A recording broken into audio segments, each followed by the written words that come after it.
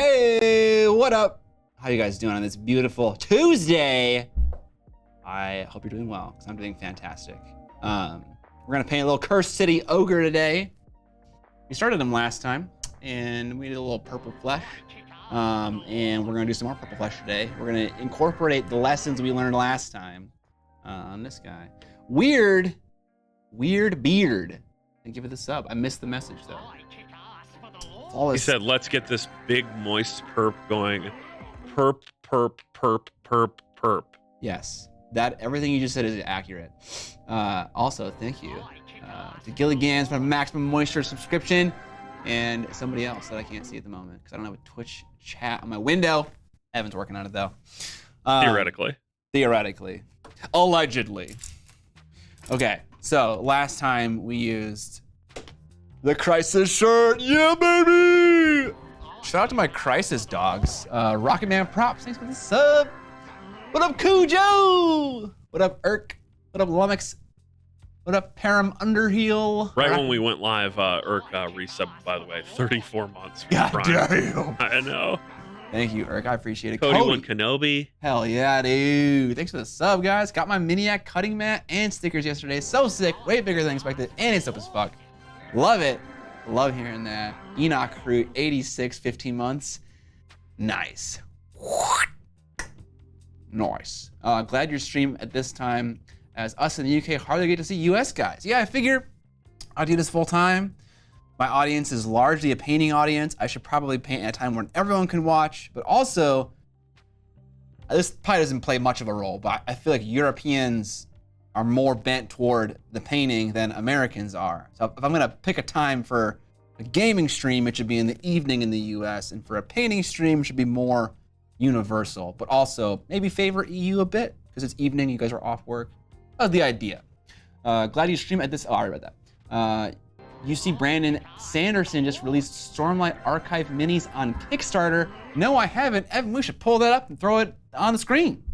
Why would you do that to me when I'm still working on your chat? Scott. I cannot see the last sub that happened, Evan. What do I do? Biggest, blackest resubbed? Biggest, blackest, thank you. Gilligan's, apologies to Scott for the info dump on Graham about Wood Elf LSTLs. Did you info dump me? I can't even remember. Did you take a dump on me, Gilligan's? I can't wait to share my completed Kroot squad. Took one Kroot hand, chopped off the rifle, drilled a hole so the hand was empty, and cut off a finger and changed it to be pointing. Nice. Fix the things he's doing it, he's on it. Nurgle Matthew, big ups. What up, my dude? Okay, so the lesson we learned last time, and then Evan can throw him on the painting camera, and then you can do whatever you want. Thank you. The lesson we learned last time was we started too dark. I took this color, Nagaroth Night. I think it was Nagaroth Night. It was either this or it was Violet from Chimera. And I don't have Violet on my desk, so we're gonna assume that I wasn't using it.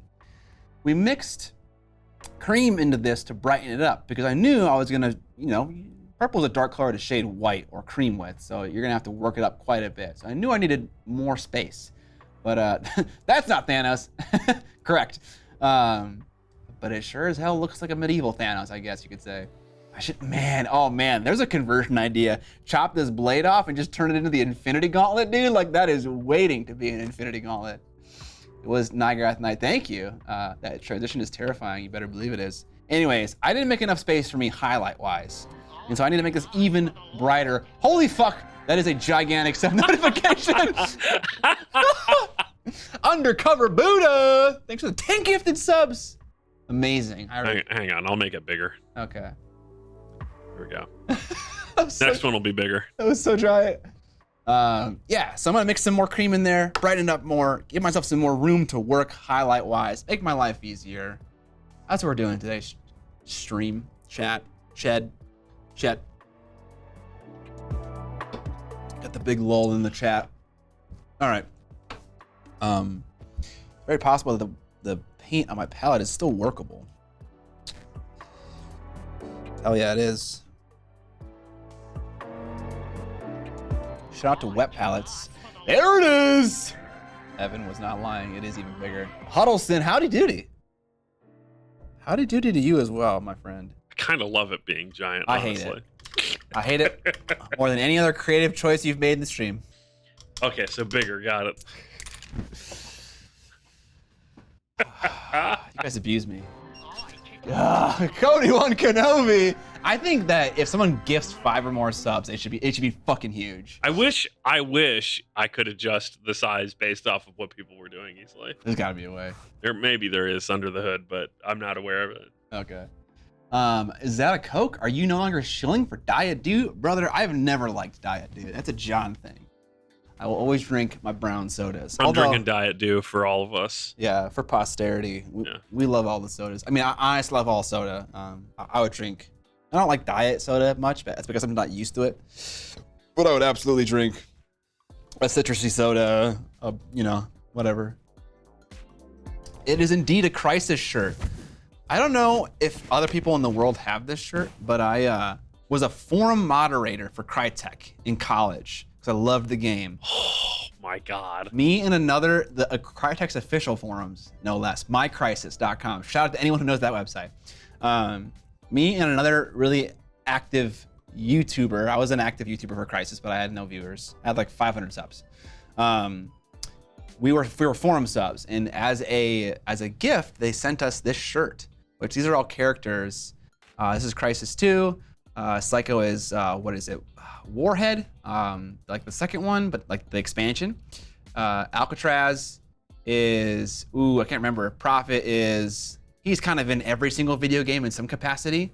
Every single video game? Every single video game. Yeah, he's like Mario. He's Crisis' Mario. I actually can't remember. I think Nomad is 2 and Alcatraz is 3, but I can't actually remember. It's been a while. Evan, go Matt. I thought Nomad was the main guy from Crisis 1. Maybe. Played as Nomad originally, and then there was the expansion where you played as... Nomad's 1, okay. Alcatraz gets less screen time. Yeah, and you play as I can't remember. Prophet in 2 and 3. You don't play as Prophet in 2, but you play as Prophet in 3. It's like his body or his psyche takes over another body. Oh yeah, that's right. It's one of the two. Spoilers. Yeah. For this 10-year-old video game. Yeah. Hey, I wouldn't. I mean, the single player is kind of like whatever. It's an FPS single player. If you've played, it's the only reason to play that game. The multiplayer was trash. Okay, for 1, Crisis 1, sure, it was destructible, fully explorable. Yeah. For 2, the single player campaign was like any other Call of Duty campaign you've ever played in your life. I played it for the multiplayer, which probably wasn't that great anyways. What up, man? Any plans for a Goody PP shirt? Probably not. I hate that term. I don't know why you guys like it. Isn't Alcatraz the guy that gets doinked in the first 3 minutes and strung from a tree? Oh yeah, he gets like killed by one of the aliens on the island. Very possible. Aliens. Spoilers. Spoilers for this 15-year-old video game. It's just Koreans. It's not aliens. Yeah. They got it. It's North Korea. They got it under control. Remember when Scott got Dota 2 coaching? Absolutely, I do. Man, that chat window, that chat box is not in the exact same position in both overlays. I can see it. I can see it change. Oh, I hate it. I can fix that. Oh, can you? Okay. Yeah, is the black box not fucking it up? I thought the black box is moving. No, the black box should not be moving. Okay. Have you played Curse City? I haven't played Curse City, but I really want to. I'm actually going to play it for an upcoming video that I'm working on right now. I don't want to share too much info about because it's gonna take a long time to get through it. And I don't want anyone to steal my idea. Ooh! Nah, bro, Crisis has 3 levels. I don't know what you mean about aliens. Yeah, I'm gonna play Curse City soon. I have pretty low expectations though. Okay. How did you like the Resident Evil board game last night? Okay, so we messed the game up. So bad. We thought that there's this thing in the game called the tension deck. And the tension deck is the timer for the whole scenario. If you run out of cards, you lose the game, no matter what. And there are supposed to be things in the level called typewriters that you can essentially reset the tension deck to kind of give you more time. And the problem is we forgot about the typewriters. And so the tension deck drained really fast and we thought we lost. But the zombies, they were easy to deal with. So I don't know. When we lost, we had cleared the most complicated rooms, and we were on our way to winning the scenario. We had found the scrap of paper that gave us a code room, all this shit. We had done all of it, but it was just like, the game was just like, nope, you lose. And so that felt bad, but we played the game wrong. But if you played it right, I don't think that would have been very difficult. So my comment about the game as a whole is that, it's okay. It's not amazing. I feel like there should be more zombies. I felt like, I don't know, we killed like maybe like 8 zombies, and I wanted to be like, I don't know, 20 in a miniature war game, maybe. Obviously, you can't like have like hundreds like you'd see in Resident Evil, but like more to feel like you're fighting a horde. I love, there's a lot of elements in the video game that they put in the board game that was really cool. That my friend Curtis, who knows the video game series much more than I do, he recognized. So that was cool. But in terms of a game, I don't know. There's a lot of legacy style board games out there nowadays. Is that one you need to play? I would say probably not. I would recommend looking at Peter Cooper's upgraded Cursed City rules. I plan to do exactly that. I have found his Patreon. I love that he makes assets that match the actual game. Like, they just look perfect, and you just can print them out at like Kinko's or something. I fucking love that. That is so cool. So I do plan to do that, but I want to play, for the video I'm making, I want to play the actual rule set first. Since you've played Super Fantasy Brawl, do you think it's an easy pickup for a non-board game player? Man, it's hard to answer that question because I feel like I'm a fat geek and I don't know. I don't think it's complicated. I think it's very... I am a fat geek, and my answer is yes. Okay. Well, I'm a fat geek too. I just feel like, I don't know. Imagine someone who hasn't played a board game playing Super Fantasy Brawl. It isn't like really complicated, but like for a newbie. I think Super Fantasy Brawl has the advantage of you just do what the cards say to do, and if you just follow what the cards say as you draw them, you're gonna get that game like 80% right off the bat. Yeah, but there are things on the cards that are kind of confusing. Like, what do the symbols mean? What does swoop mean? Swoop? Swoop? But we'll play it on live. We'll play it on the live stream. Eric, you'll be asleep, so it'll be useless to you. But we'll play it. You can see. Are we gonna play it this stream? Yes. Sci-Face2281. Thank you for the sub. Have I played Wingspan? I haven't played Wingspan, but I will play literally anything from Stonemaier games.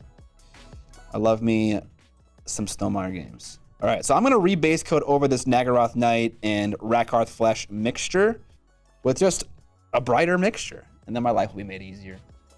Do you think Vortex mixtures are worth the money spent? No. They are definitely a luxury. Like, they're not. I wouldn't call them a waste of money, like, at all. But I wouldn't say they're like necessary by any stretch of the imagination.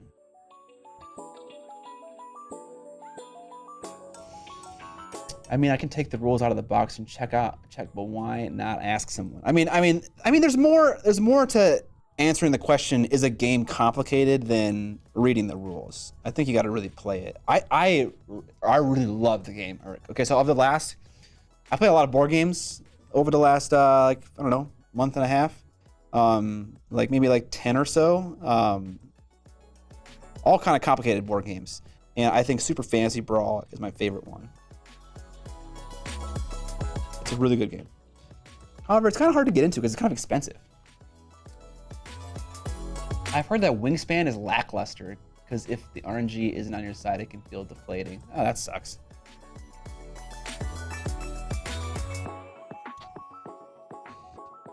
I haven't played. I mean, that's a little sad. I don't know.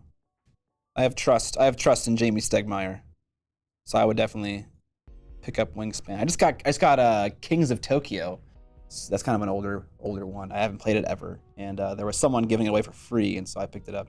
I fucking love board games. I haven't played the Hellboy board game. That one, it isn't on my list, but it should be on my list.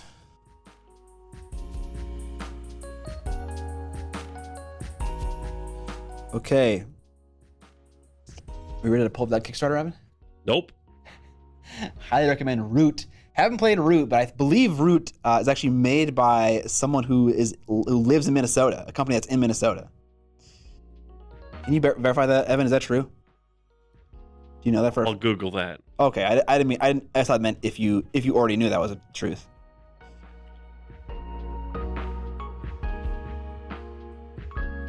Okay, Googling that was a mistake. Minnesota noxious weeds, MnDOT. This man made a swimming hole in Minnesota as a summer getaway. Okay, thanks, Google. Well done. Thanks, Googs. I'm concerned about painting this face because GW does this sometimes where they will they'll just put so much goddamn detail on something. Let me zoom in here, set the focus. I wish I could zoom in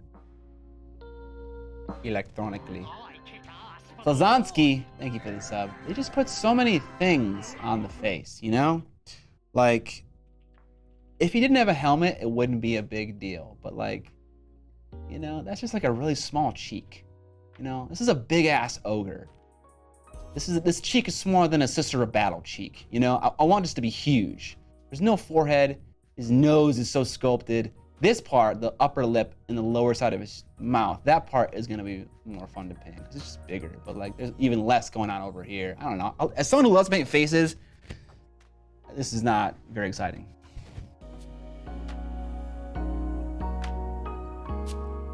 Scott loves huge cheeks. Team Big Cheeks. Yes, Mike Genie.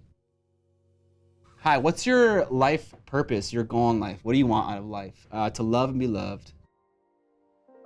Hellboy is fun though. Can also be hard. Cool. All right, let's start mixing some more buff. I think actually last time when I painted this, I used Rakarth Flash, but I'm gonna use buff this time. I don't know why. It doesn't really matter. Buff is a little bit more yellow than Rakarth Flash, but I think because I'm working with purple, it ultimately isn't going to matter because the yellow in the Rakarth Flash is going to desaturate the purple and become more gray like Rakarth Flash, so like who cares?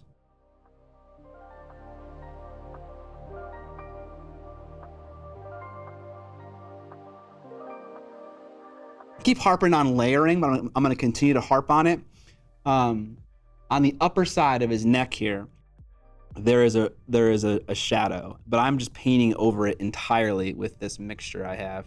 But lower down here, this man has like the strongest neck known to mankind. I'm keeping that purple in the shadow because it's lower down on the model. It's under his chin, so it would be more in shadow. You always think about that when you're layering. Just like, you're not gonna apply the exact same logic all over the model. You need to modulate it based on how high, how low, where the detail is, etc. Dummy thick. Scott quoting Moulin Rouge or what? I didn't try to. I feel baited. Saw you were painting a big purple dude in the follow alert. Thought it was MCP Thanos. This mini is cool too though. Yes. Not painting Thanos, although we did try to bait people. Yep, get clickbaited. Get clickbaited. Because obviously everyone's clicking for that big Thanos, dude. Huge cheeks. He's got the hugest cheeks. I hate this. What do you? No, you don't. You love it. I hate Thanos' huge cheeks. I'm much more of a solid snake, man. What the fuck? Oh, I didn't send you that. How is that even comparable? I'll have to pull up something that was on our mini painting last night, okay, which is a reference. Our mini painting is the subreddit. It's the subreddit for mini painting. You should check it out. It's pretty cool. Thanos do be clapping. I agree. He's a clapper. Okay. I literally don't understand how to do what I want to do in OBS. My stream producer, everybody. I hate it. I hate it so much. Perfectly balanced cheeks as all cheeks should be. We're on a little bit of a cheek tirade right now, team.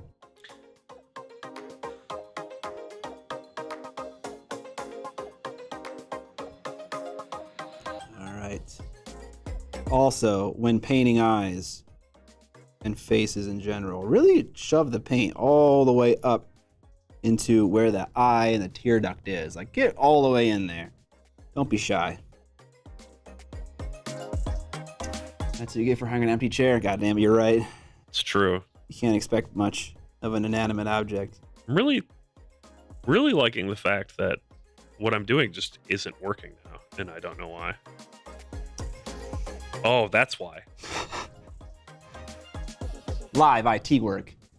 Paint eyes. You have to look through someone else's glasses. Are my glasses peeking in? Yeah, a little bit. But not like. Try and look at the monitor without moving your face, and then you can see where your glasses are. You didn't do it. You moved your face. Okay. Solve this. We're torturing him, chat. Once and for all. I just feel like, you know, I've been doing this for 6 years. I should have a solution for this by now. Don't you think? I should be able to paint it on camera better than anyone in the fucking world, okay? Anyone in the world, other than maybe Dr. Faust. You could, you know, wear a GoPro on your chin. Oh God, that'd be so terrible. How about a GoPro right in the middle of my face? It's like right here. That's what I'm saying. You know, they make GoPro mouth guards. Oh my God. Where you clamp down on the mouth guard with your teeth, and it has serious? it has like a GoPro mount on the outside of it. So I saw on Instagram, there was a guy wearing like a motorcycle helmet. It was more like it was something less intense than a motorcycle helmet. But he built a rig onto it for attaching a GoPro. And I was like, oh man, that'd be sick. You could put like a wireless HDMI transmitter on there too. Have like a little... I have a GoPro on my motorcycle helmet. Yeah, you could do anything, right? You wouldn't even use your GoPro. You could use a Panasonic BG-H1. I think that would probably be a lot less comfortable than wearing a GoPro. But you could do that. Probably, yeah.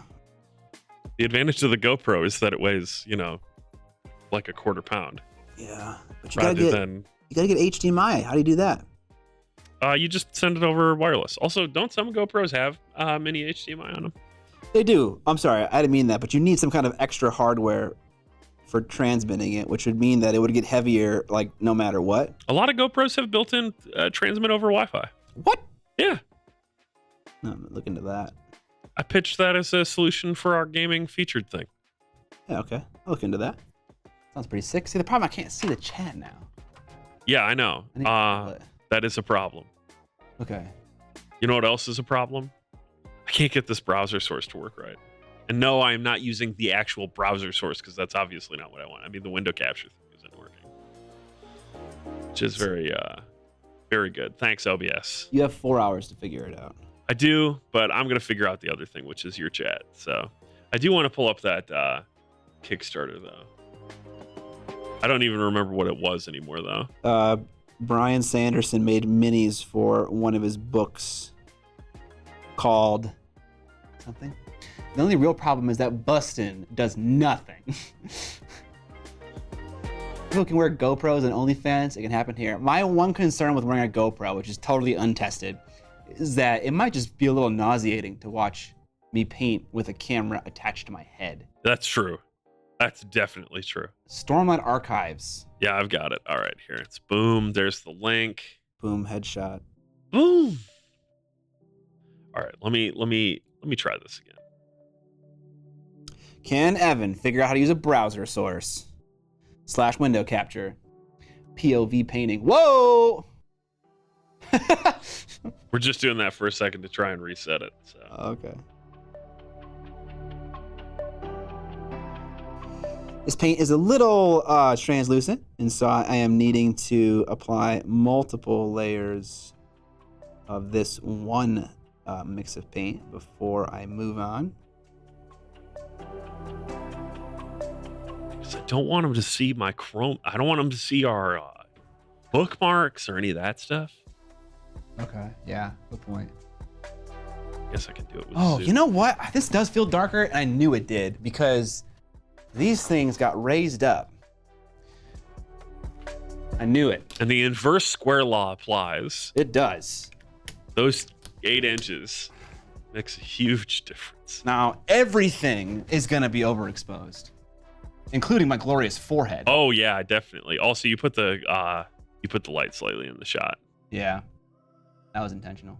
You want me to go on the camera and adjust the exposure? Because I definitely remember how to do that right now. Nope. Cool. Just look at my crotch stream. There you go, stream. Enjoy that. It's for you.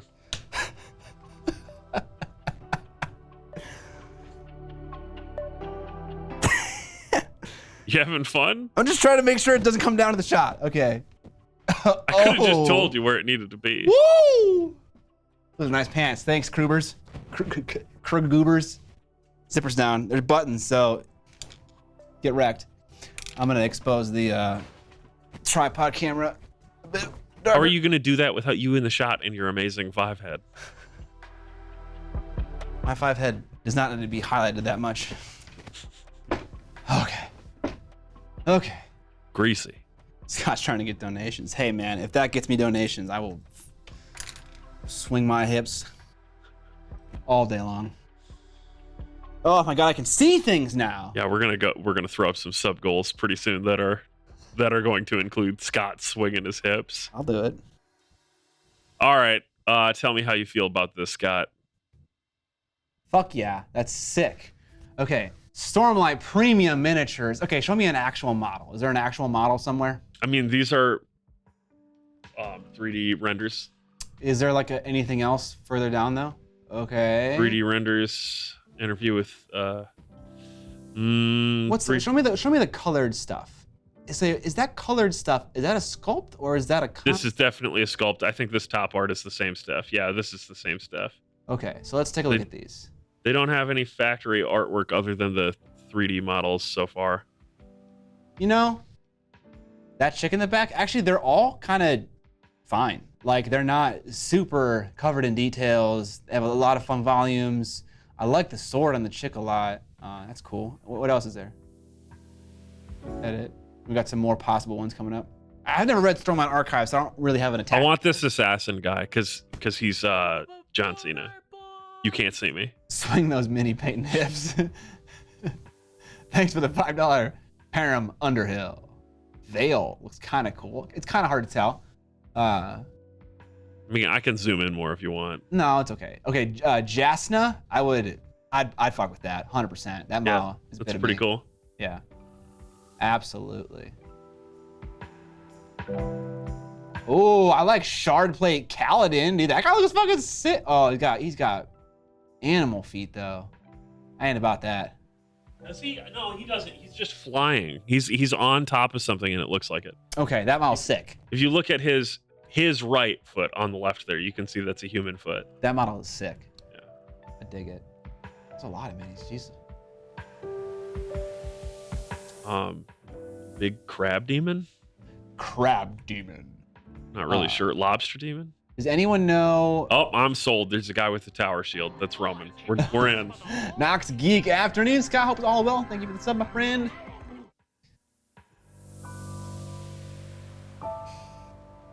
This is kind of a dang. Okay, this scene right here that we're looking at, it's like the exact same sculpted models we already saw, but reposed. Yeah.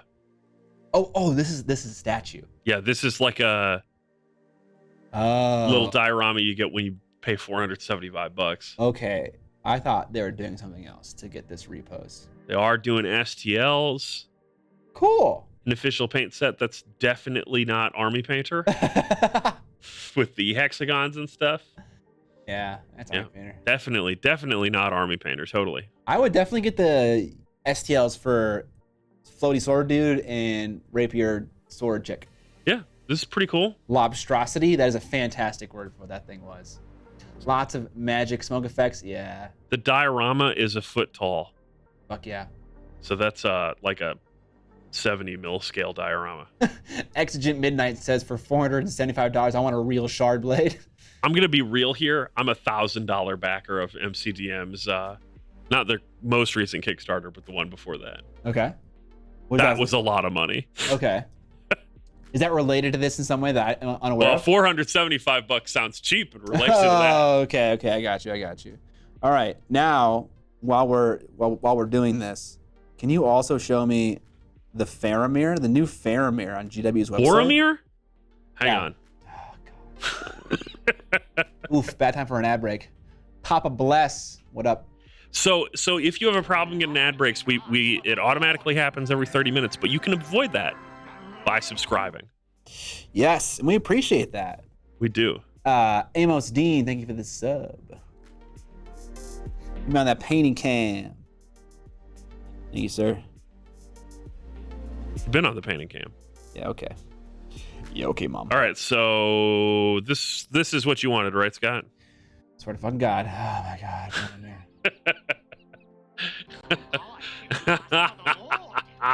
Grajic 6661. Thanks for the sub.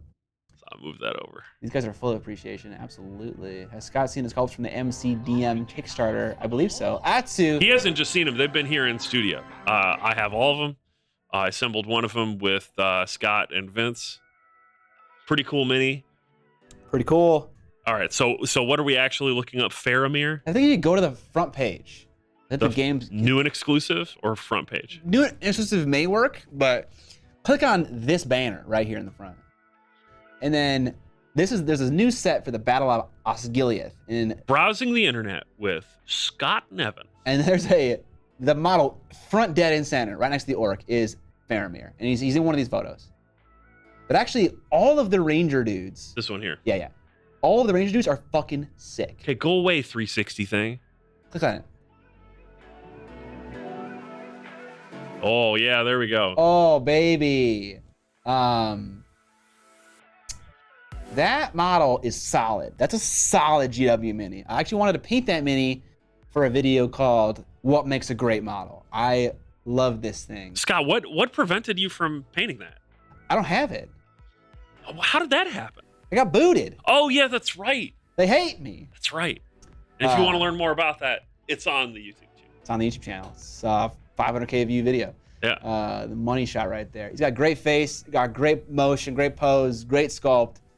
Lot of, like, not a ton of details, some details, a lot of fun volumes to paint, maybe a little bit too much detail in certain areas, but it's great. And if you look at the other Rangers, I think if you just keep scrolling through here, on the bottom, this guy's good. I'm calling them Rangers, but they're not Rangers. They kind of are.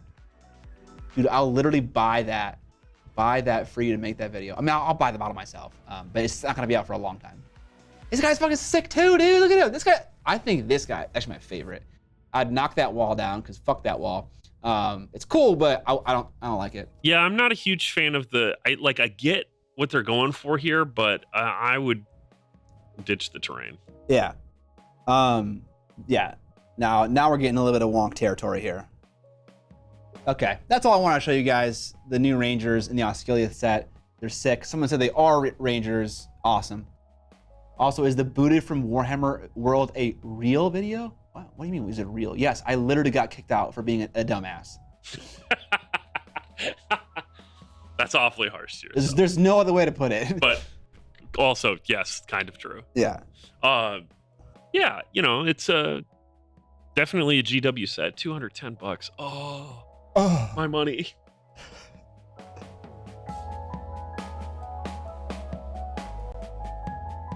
Yeah, I found out about that from a Zorp video.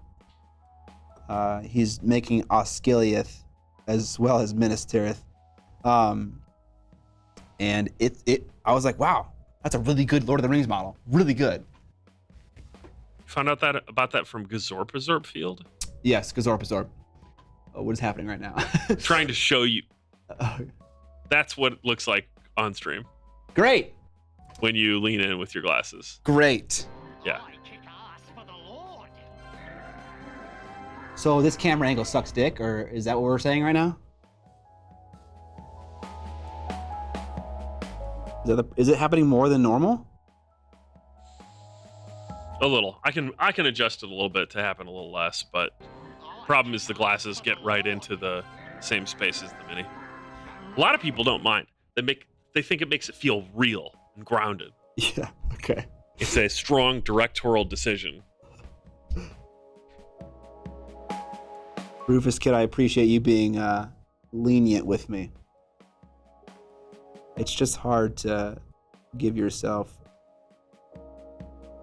I don't know, leniency when, like, it literally wouldn't have happened if what I did, if I just didn't do what I did, you know? It happens on a regular basis, Scott. It's okay. Yeah. Best reason ever to get LASIK. I don't want my glasses appearing in the shot, so shoot my eyeballs with a giant laser. Yeah. The frame is dirty. It is true. My glasses are dirty. This is an active shop. There's paints in here and lacquers and thinners. Yes. And a saw maybe somewhere. Maybe. I picked up more 8404. Can't get enough. Glad to hear it, my dude. Glad to hear it. It's a good brush for sure. There's like little bits of head peeking out through like the broken parts of his helmet. I'm gonna make sure I don't miss those. He's kind of wearing like a...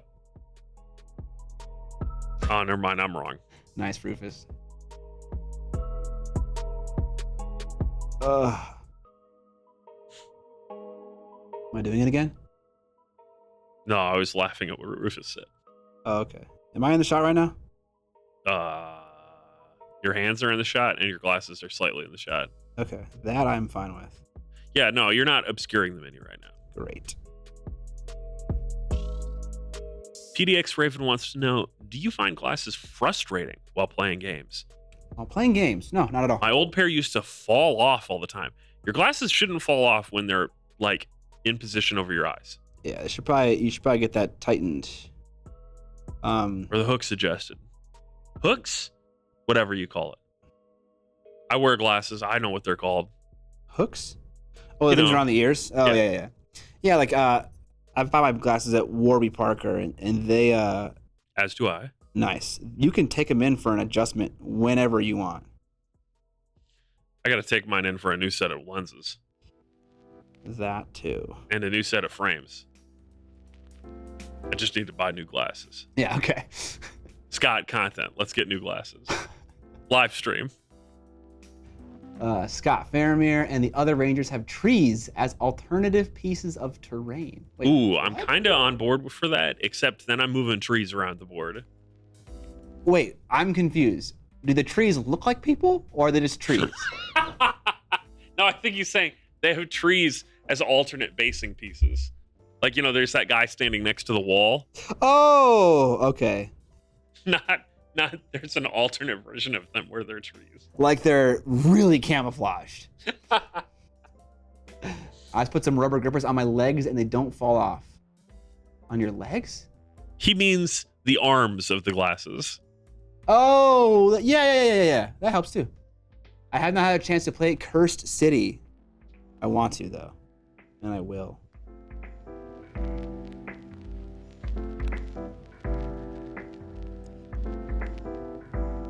So, chat, I watched Terminator, the first one. I'm a man now, so no one can make fun of me. Now you're a man. A man. Bruised TV says, hey, Miniac, I had my STL for the Warrior printed both in 75mm and 32mm. And the feature chat is slightly in the wrong spot. What are some prep steps I need to do before assembling and priming the models? So it's a 3D print. So obviously warming it up, snapping those prints off, good idea. Looking around the model for little divots. It's almost unavoidable that some support is going to break off and bring a piece of the model with it. So looking for those little areas to fill in. Filling, sanding. Honestly, the beauty of 3D printing is that that's kind of it for prep. You don't have to do much else. The warrior's head is attached to his body because of the way his hair flows down his shoulders. There wasn't a clean way to separate his head from his body, but his head is like totally unobscured by anything on his body. It's not like an issue. It's just kind of like a lot of model to hold. I would definitely suggest painting the face first and like almost holding on to the model while you paint the rest, while you paint the face. And then when you're done with that, then move on. Use an actual miniature handle. I'm working on my own supports for the Ranger and have it almost 100% POC free, at least on the exposed areas. Very cool. That's awesome. T2 was my favorite of the first two. Yeah, I still have to watch that one. I haven't seen really any of the series until like a week ago. Sanding and filling, same thing? No, they're not. So with filling, you are gonna use a product like Tamiya White Putty or Milliput that's been watered down. You're gonna fill the gaps, maybe overfill them a little bit because the stuff is gonna shrink. Whenever you use any kind of filling product, it often shrinks a little bit. So overfilling is a great idea. And then once it's filled, come back in with a little sanding twig, a little file, a little X-Acto knife, and just shave it. Shave it right up to that surface, nice and clean. So yeah, that's it. And that's if you want to go hardcore. Like when I printed Void Spirit, the model I painted in my most recent video, and painted him, I didn't even bother with filling the holes because they were all in areas you couldn't see. So I just went right into painting. Acrylic fillers tend to shrink, yes. Where can I buy the STL paint class? You can't buy them anywhere. They were part of the Kickstarter, and I am withholding releasing those things until everything in the Kickstarter campaign is fulfilled. So hopefully they'll be available on my web store, miniac.co, which you can buy cool things there like the Duchess's paint course, which is a vampire, my cutting mat, t-shirts, all kinds of cool stuff. But yeah, that'll be there probably Q4 this year. That's awesome, Eperuza. I'm glad that you're excited. You act like there were more movies after T2. I mean, I gotta watch them all. No, you don't. I definitely have that completionist mentality where it's like, okay, there's 6 movies in this series. I am signing up for all 6. Scott, they only made 3 Star Wars movies and they only made 2 Terminator movies. Okay.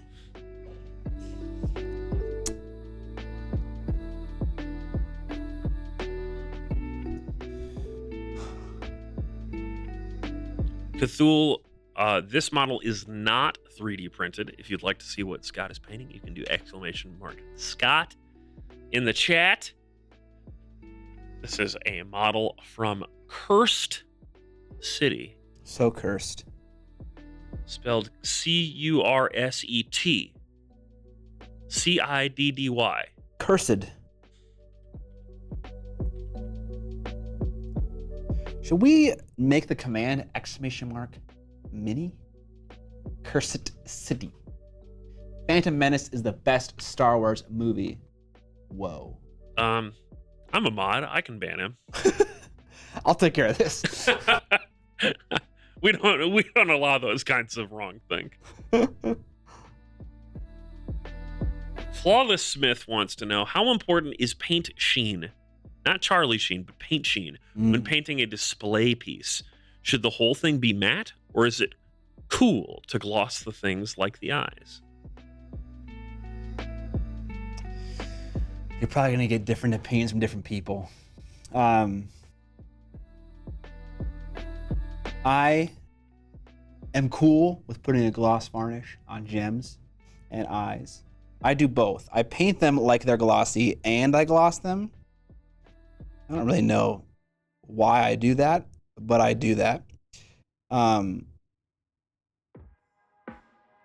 like John, my podcast partner, also Ninjan John, he does not like gimmicky things like that. So he like, I love the idea of putting an LED inside of a Space Marine's head. Like that's fucking cool to me. Agreed.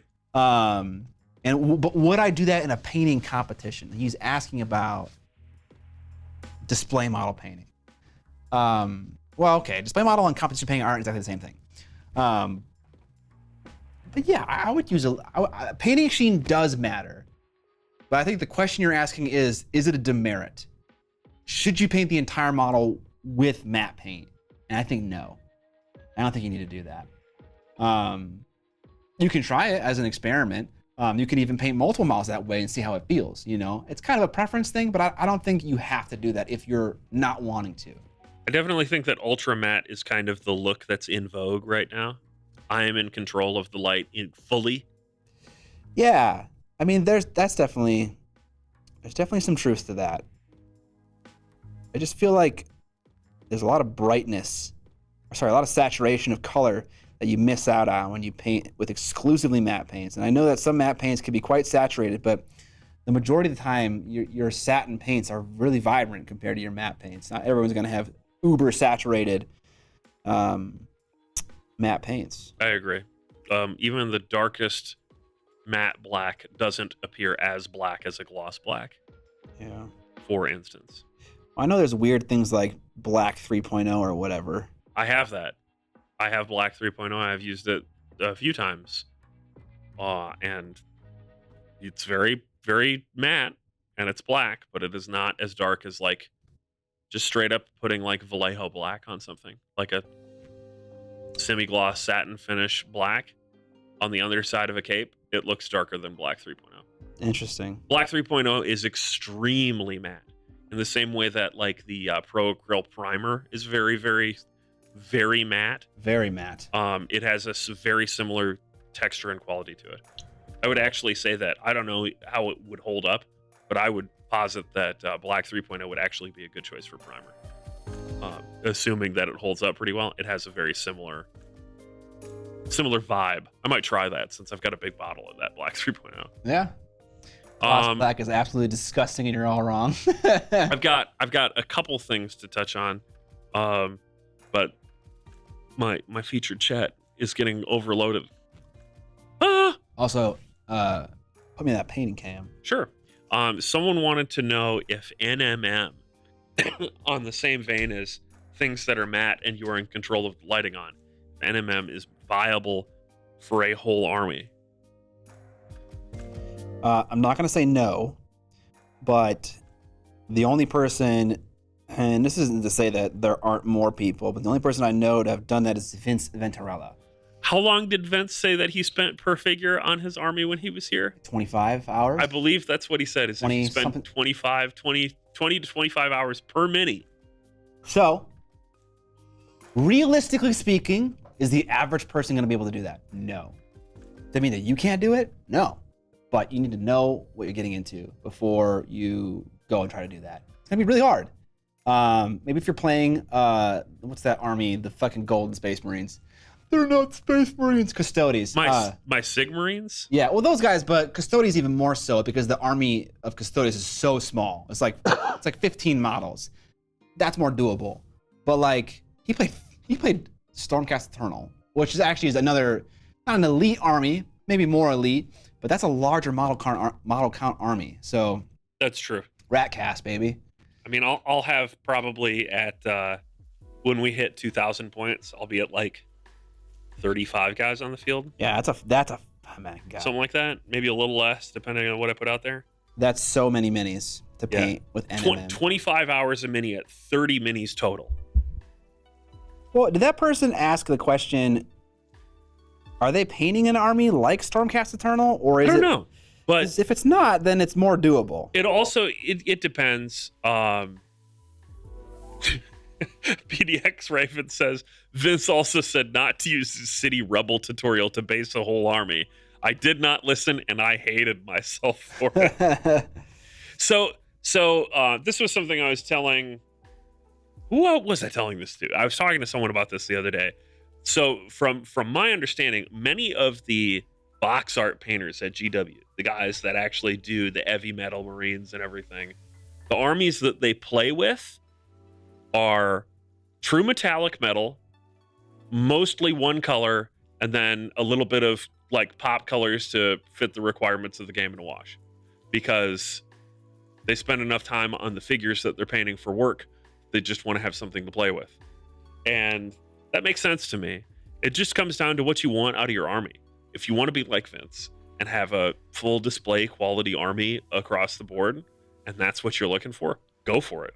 Like, that is absolutely viable. Just recognize that that's a, if you're spending 25 hours a mini and it's 30 minis, That's 750 hours of painting. You know, that's It's a lot. if you're painting like it's a full-time job, that is 3 months of painting every day. So that's fine. You can do that. Yeah, exactly. That's a lot of painting. But absolutely it's viable. If you just want to have an army that looks pretty decent on the table, you don't have to do that.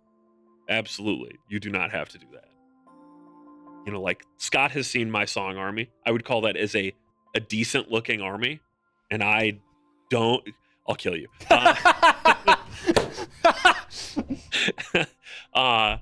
no, I very rarely spend more than an hour on a miniature. Just because I have a lot of song is like, oh man, I've always got like 100 more minis to paint. God help me. Yeah.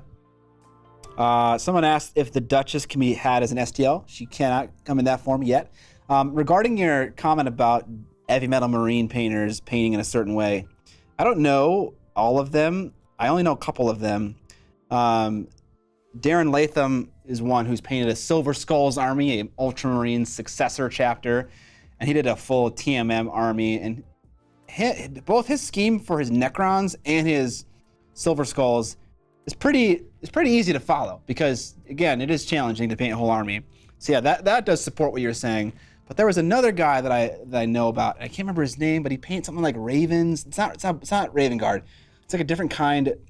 They have red helmets, like blue armor panels, and then silver as well, and like equal portions.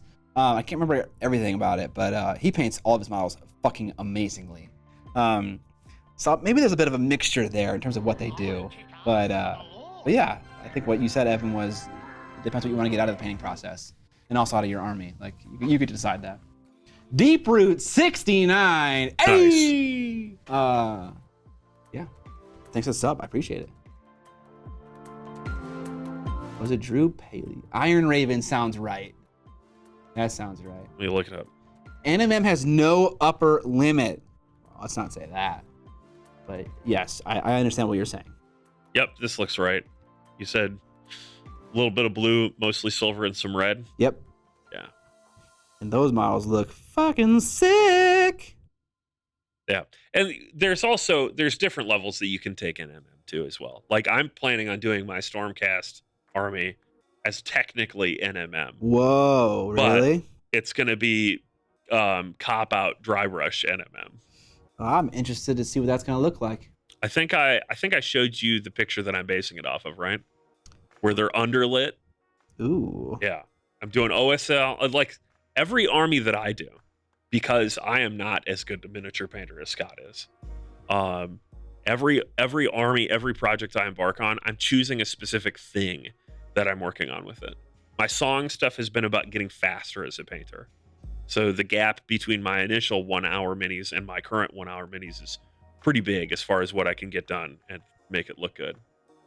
For the Stormcast army, it is practicing OSL, practicing NMM, practicing quote unquote modern dry brushing techniques, stuff like that. I don't really care how long it takes because it's a lower model count thing, and I have a cap on it. Like I don't think I'm buying anything else. I'm pretty sure I have everything that I need for our little escalation league that we're doing. Stay tuned. You might see that on stream at some point. It's completely plausible that you'll see Age of Sigmar on one of our streams. Absolutely. So yeah, it's just like setting objectives and kind of focusing on a technique to learn. Like Scott has talked about employing some of the speed painting techniques of Marco Frassoni as a learning thing at some point in the future here. Yeah. Okay, we're fully looking through your glasses now, by the way. Fuck! Not anymore, right? No, you're good. Okay. Dan is up to 93 pocket rocks. My man.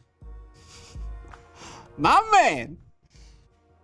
Not just me, God. Yeah, if I could choose any mini painter to show up in-house right now, aside from Vince, my best friend Vince, it would probably be Marco. I hope he lives up to what he seems like online in person. But you never know. I mean, I met Scott in person, and let me tell you, it's disappointing. I think I'm great. I know. I definitely know. It's okay. I think I'm pretty great too. Not just mecha proceeds to paint not any mecha. He's painted like one robot on his channel. God damn it. James Wapple and Marco from me. I met Marco at World Model Expo. He was great. Super cool dude. That's awesome. It's always good to hear that people are living up to expectations in the community. Yeah, that's always good. Feels real bad when someone's like, oh yeah, I met that guy and he's a total dickweed. Yeah. You're just like, oh, that sucks, man.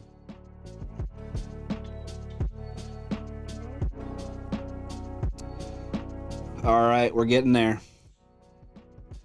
We are getting there, Stream.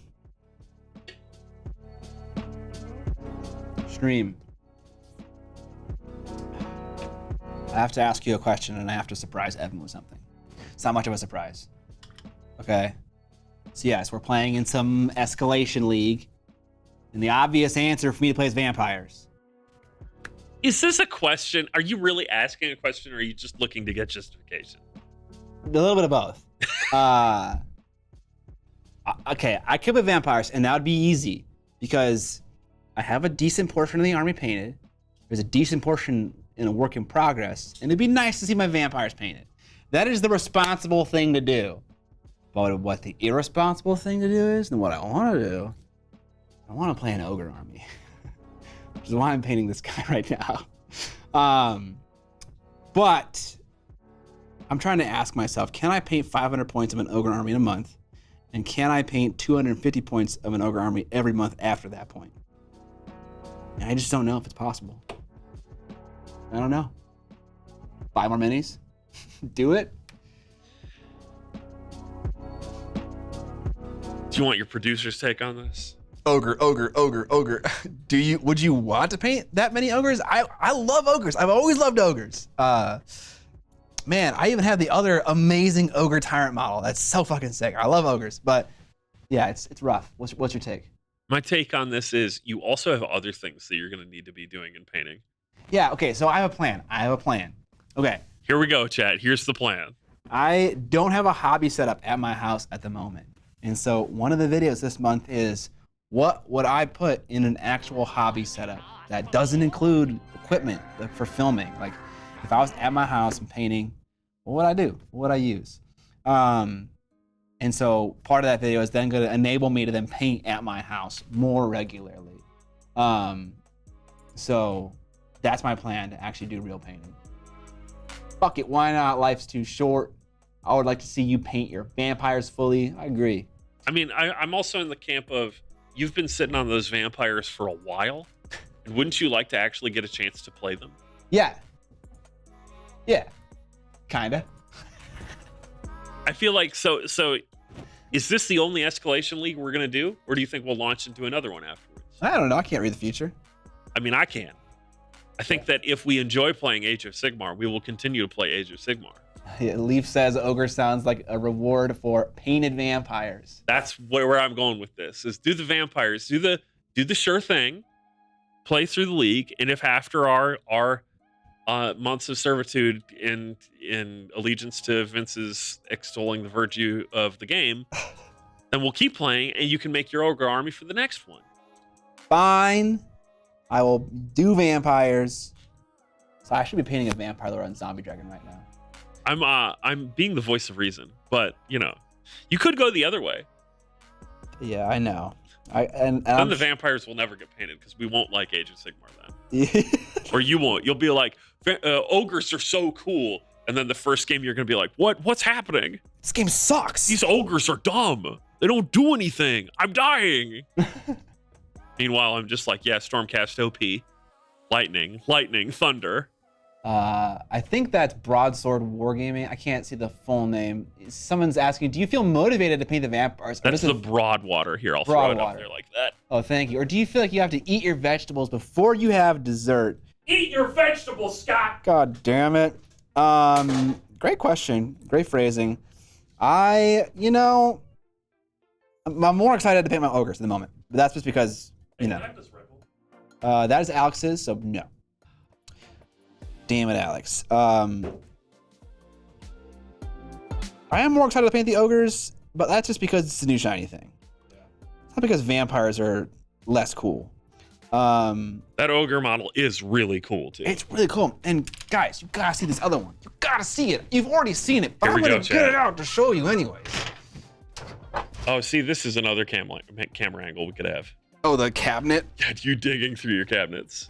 Yeah. Look at all these cool things in my cabinet. Oh, yes. Oh, you know what? It's a sprue.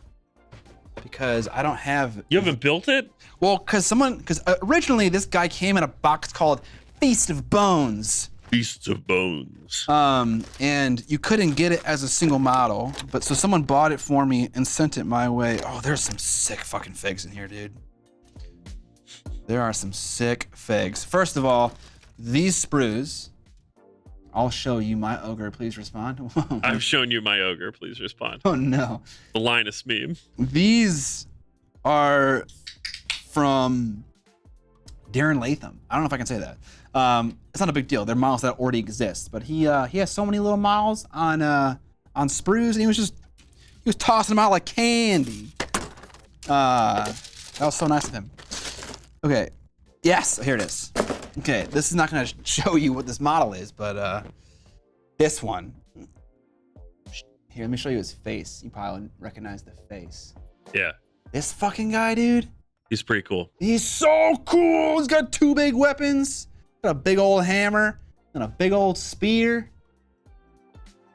Yeah, boy. This guy's sick. I cannot wait to paint this guy.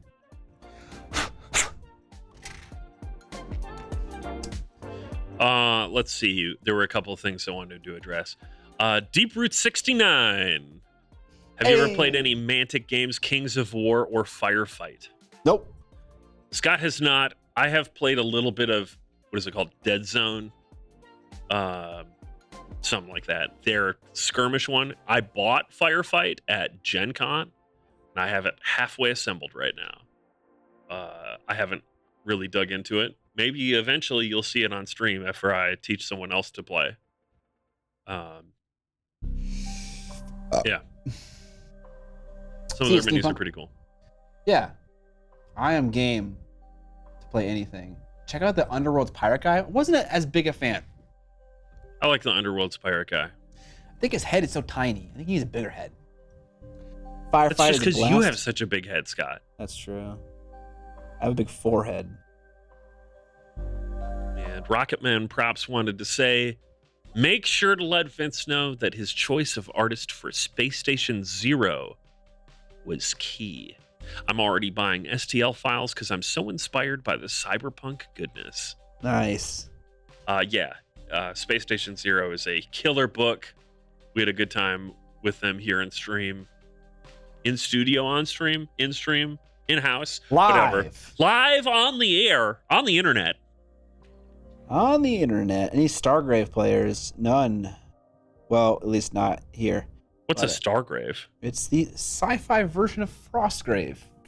What's a Frostgrave? Frostgrave is a game made by James McCullough under the it's the brand Osprey Games Publishing house. You can find it on their website too. They're really good. Well, actually, I have no idea if they're really good. I've never played them, but I would love to try.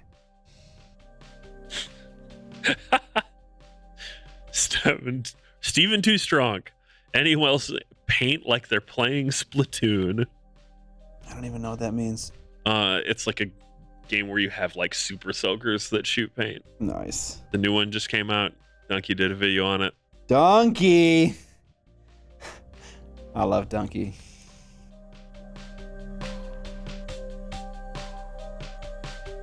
I want to be Donkey, but like for mini painting. Is that possible? Well, it's not. Step one is to get about 13 million more subscribers. I know, but like, how many videos does, I guess the idea I am purporting here is that how many vids does Donkey make in a month? I'd say about 3 to 5 depending on the month. Okay, so I'm 100% wrong here. Am I wrong? Let me check. I thought he made one a month, and it was just like a banger, and it was Oh no, he makes more than that. Okay. But some of them are not. Some of there was the video for excuse me, not 13 million more subscribers. We only need 7 million more. Easy. Oh shush. Let's see here. In the last month, he has uploaded 5 videos. Okay, so I'm totally wrong. But one of them is just clips from a game. There's not even commentary on it. The Multiversus Killer, which is like a fan-made 2D brawler that's in the same style as Smash Bros. Multiversus, games like that, where people have put in all kinds of characters from all kinds of stuff. And that video is a banger and is hilarious. He's just so killer with his editing. It doesn't really matter what's in the video. It's so punchy and so good. It's not just the edit though; it's also the delivery. Like, yeah, he is I mean, like sometimes he's dude. doing the full delivery thing, but a lot of it is just highlights. Yeah. What about? Did you ever watch Stir or Star, but just pronounced stupidly? Heard of Stir? Anyone heard of Stir? I fucking love him. He's basically like Donkey, but he doesn't make videos anymore. But I literally have no idea what you're talking about right now. They were so good. You can't have the Donkey of mini painting.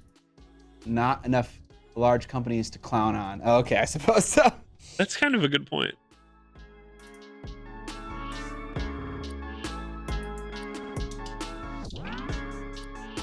I didn't even necessarily mean like his format. I thought that he made one video a month, but I am 100% wrong.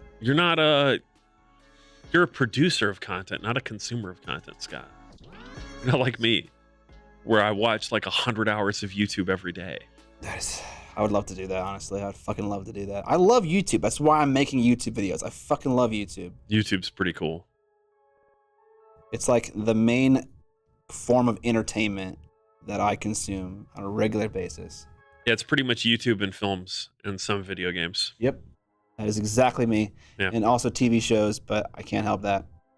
Actually, Rings of Power I'm watching voluntarily, which is pretty good. No complaints so far. Yeah, it's not bad. It still has that one key problem that we talked about last week. It's not Lord of the Rings? No, that the female dwarf doesn't have a beard. Oh, that is quite a key Which problem. means that they might as well just cancel the whole show. It doesn't matter how good the script is. It doesn't matter how good the performances and effects are. Nope. Female dwarf doesn't have a beard. I'm done. I'm out. Bye. Absolute failure. I can't look past any sort of creator or directorial decisions about the aesthetic of the show. Beards go on dwarves. Beards. She has sideburns though? Yeah, she does. But let's talk about Galadriel. Warrior Galadriel. Here we go. Killing a fucking troll while the rest of her company is being a bunch of bitches. And they couldn't figure it out. And in 3 seconds, she dispatches this thing. And I got a little baby nerd boner. And I was just like, holy fuck, that was awesome. Okay? That's all I'll say. Spoilers, sorry. That's not really a spoiler. It's like a single scene. I fucking love it. Yeah, but beards on babes. And 415 says, she has sideburns, is that not enough? She's so badass. Dude, she is so badass. Yeah, the armor she was wearing is fucking sick. It truly is. Show is ruined. Scott ruined it. Spoiler, man. Unfollowed. No, dude. Yeah, it is like 5 minutes in. It's 5 minutes into the first episode. I've only seen the first episode. Spoilers. Yeah, it was good though. I really liked it. I want a model with that armor type. Dude, look at the elves on Forge World. They're actually pretty good. I was kind of shocked at how nice they were. There's a Glorfindel model. That's pretty fucking sick. Molten Alpaca, resubscribing with Prime 6 months. Thank you for the sub. Also, we didn't call it out before, but Anonymous gifted a sub. Ooh, thank you, Anonymous. Terrage459 got that one. But yeah, I love Anonymous subs. Just like I love Viewer. Viewer is my favorite person who shops on the store. And if you didn't know, when you buy things on the store, like a Miniac brand cutting mat or a t-shirt or whatever, you'll get a little pop-up on stream. I believe that still works. It does work, but it doesn't credit you, so what's the point? But you get credited as viewer. It all goes to our good friend viewers, channel points or whatever.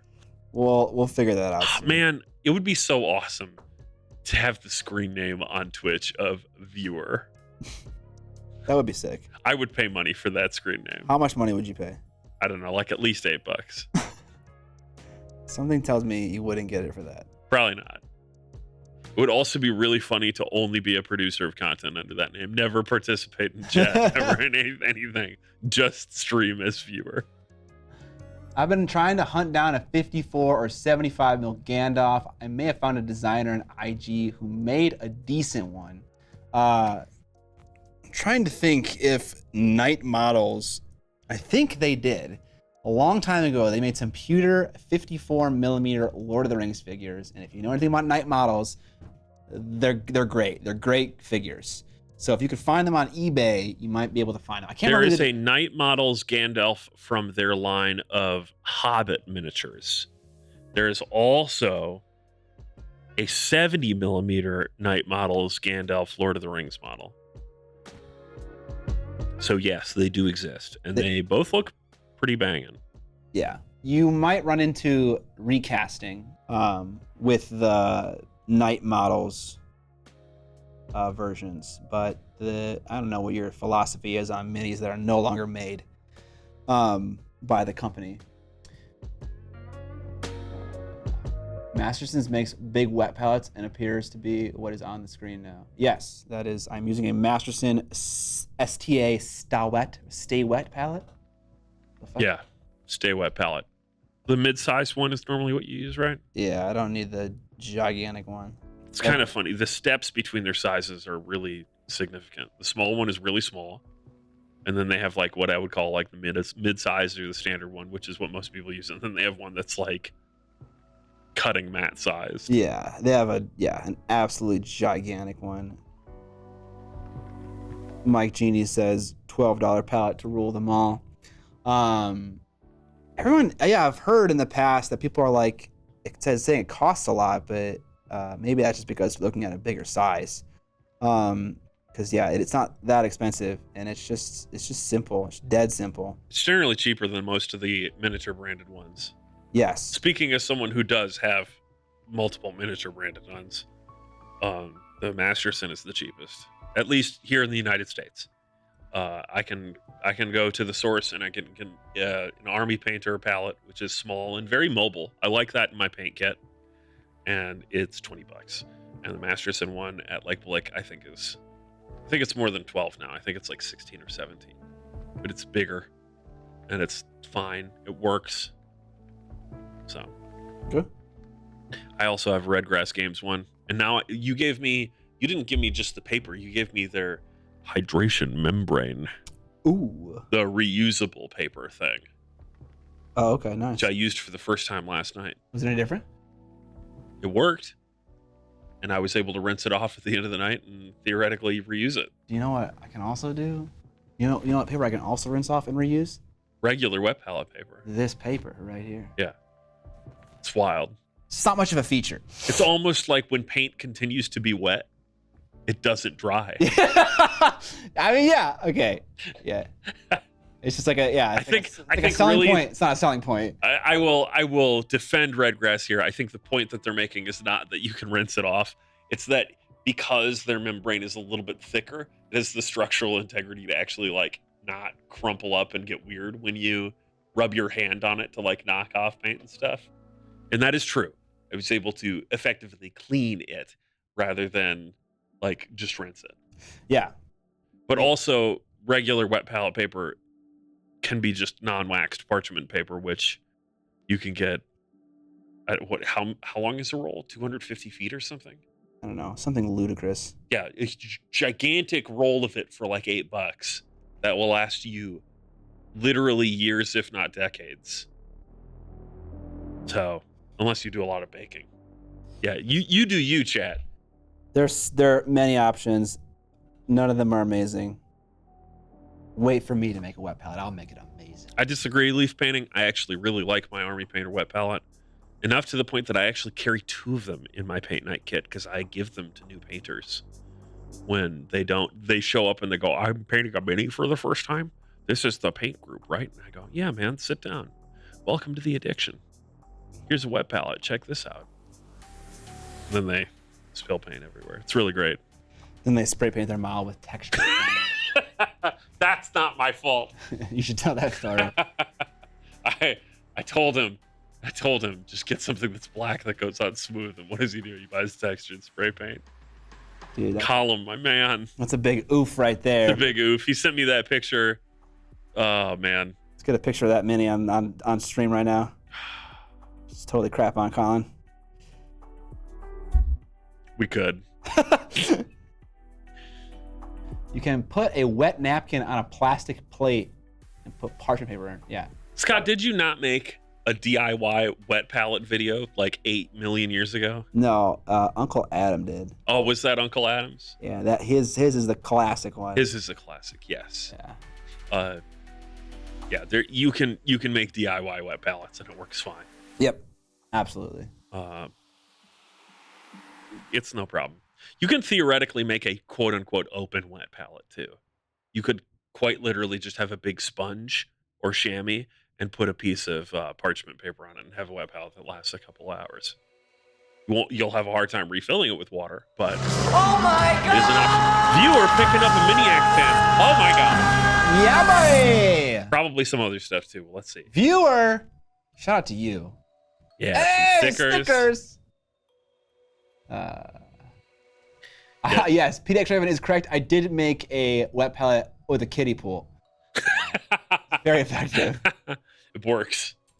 It probably would work, but it'd be very difficult to use. You can probably get a kiddie pool for cheaper than Redgrass Games palette. Hey. That's true. Is that true, actually? Let's look it up. I have now stopped using fucking, what am I trying to say right now? I've stopped using buff to mix my highlights. I'm not just right, I'm extra right. I'm sorry to interrupt. That's okay. You can get a kiddie pool for $10 at Target. Oh my God, that's significantly cheap. That's cheaper than even the Masterson wet palette. Yeah. Amazing. Also, Nicola541 gifting 5 subs up here. Thank you, Nicola541. Hey, you know what? That reminds me. Are we doing a giveaway today, Scott? We can. We certainly can. I think we're gonna set a goal. I'm gonna set a goal with you right now, chat. What's the giveaway gonna be, Scott? Let's make it something worth it, eh? Yeah, let's make it something worth it. Let's see if I got any display models here to give away. Oh man, this is classic. Hold on, let me look through what I got. There's some in here that I do not want to part with. Yeah, things that you know, actually might paint. Yeah, might paint. One of the problems of being a professional mini painter of any kind is that there are just too many models. They're just too good. There's so many. Right? You're gonna paint like 1,000 models in your lifetime or whatever the number is. You have to choose. It's like the quandary of books that you'll read in your lifetime. Chad, I don't know if you've ever heard this phrase this way, but it's like you only have so much life left to live. You're only going to read like 350 books in your life. Yes. Choose wisely. I haven't thought about that, but that is true. So, yeah. Okay, here's the deal, chat. If we hit whatever goal Evan sets, we're going to give away another one of these. And Cobalt Keep Army display case. Armor display case. Whoa, it's magnetic. It comes with a glass case on it. You can transport your models in it. It looks pretty. It's very nice. 4 magnetized wargaming miniatures. And we're also going to give away a classic model sculpted by Raul Garcia LotR called Sumathay. This is Can you spell that for me, Scott? Sumothay, a prior warrior. I remember seeing this model. It's a 54 mil model, by the way. So it's a little bit different of a by scale. Enigma Miniatures. Yes, the design has moved around from brand to brand to brand to brand. It used to be Empirotech, it used to be someone else. But this model is like timeless. It's been out for so long. It's so nice. It's pretty cool. Yeah, show on the close-up camera.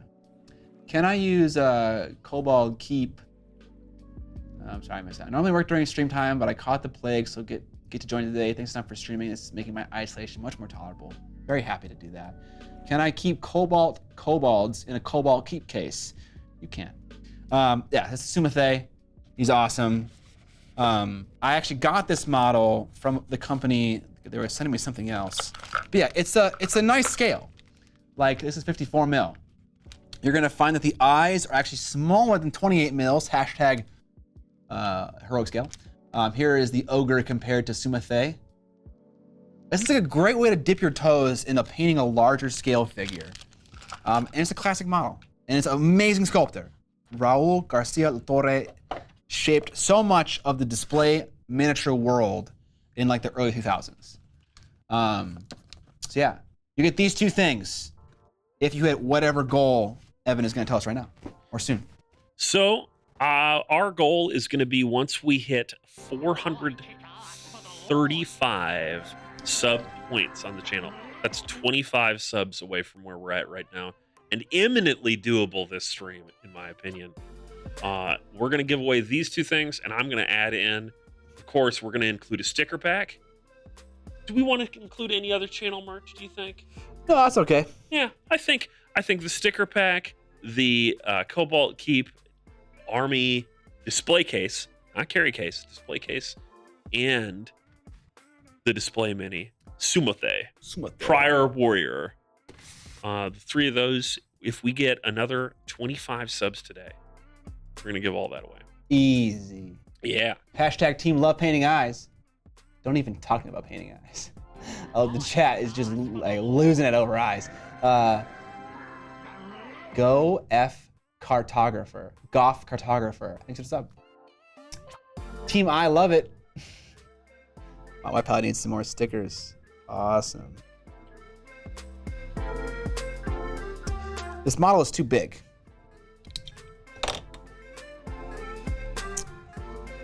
Cannot reach his face comfortably with that handle in the way.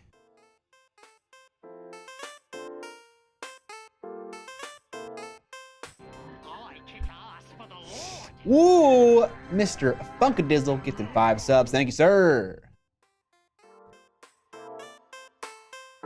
Trying to get it done.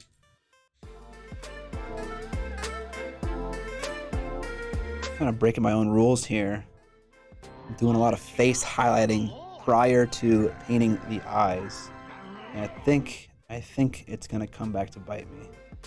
Because these eyes are tiny.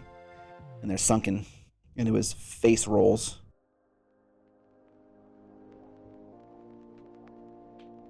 I kick ass for the Lord.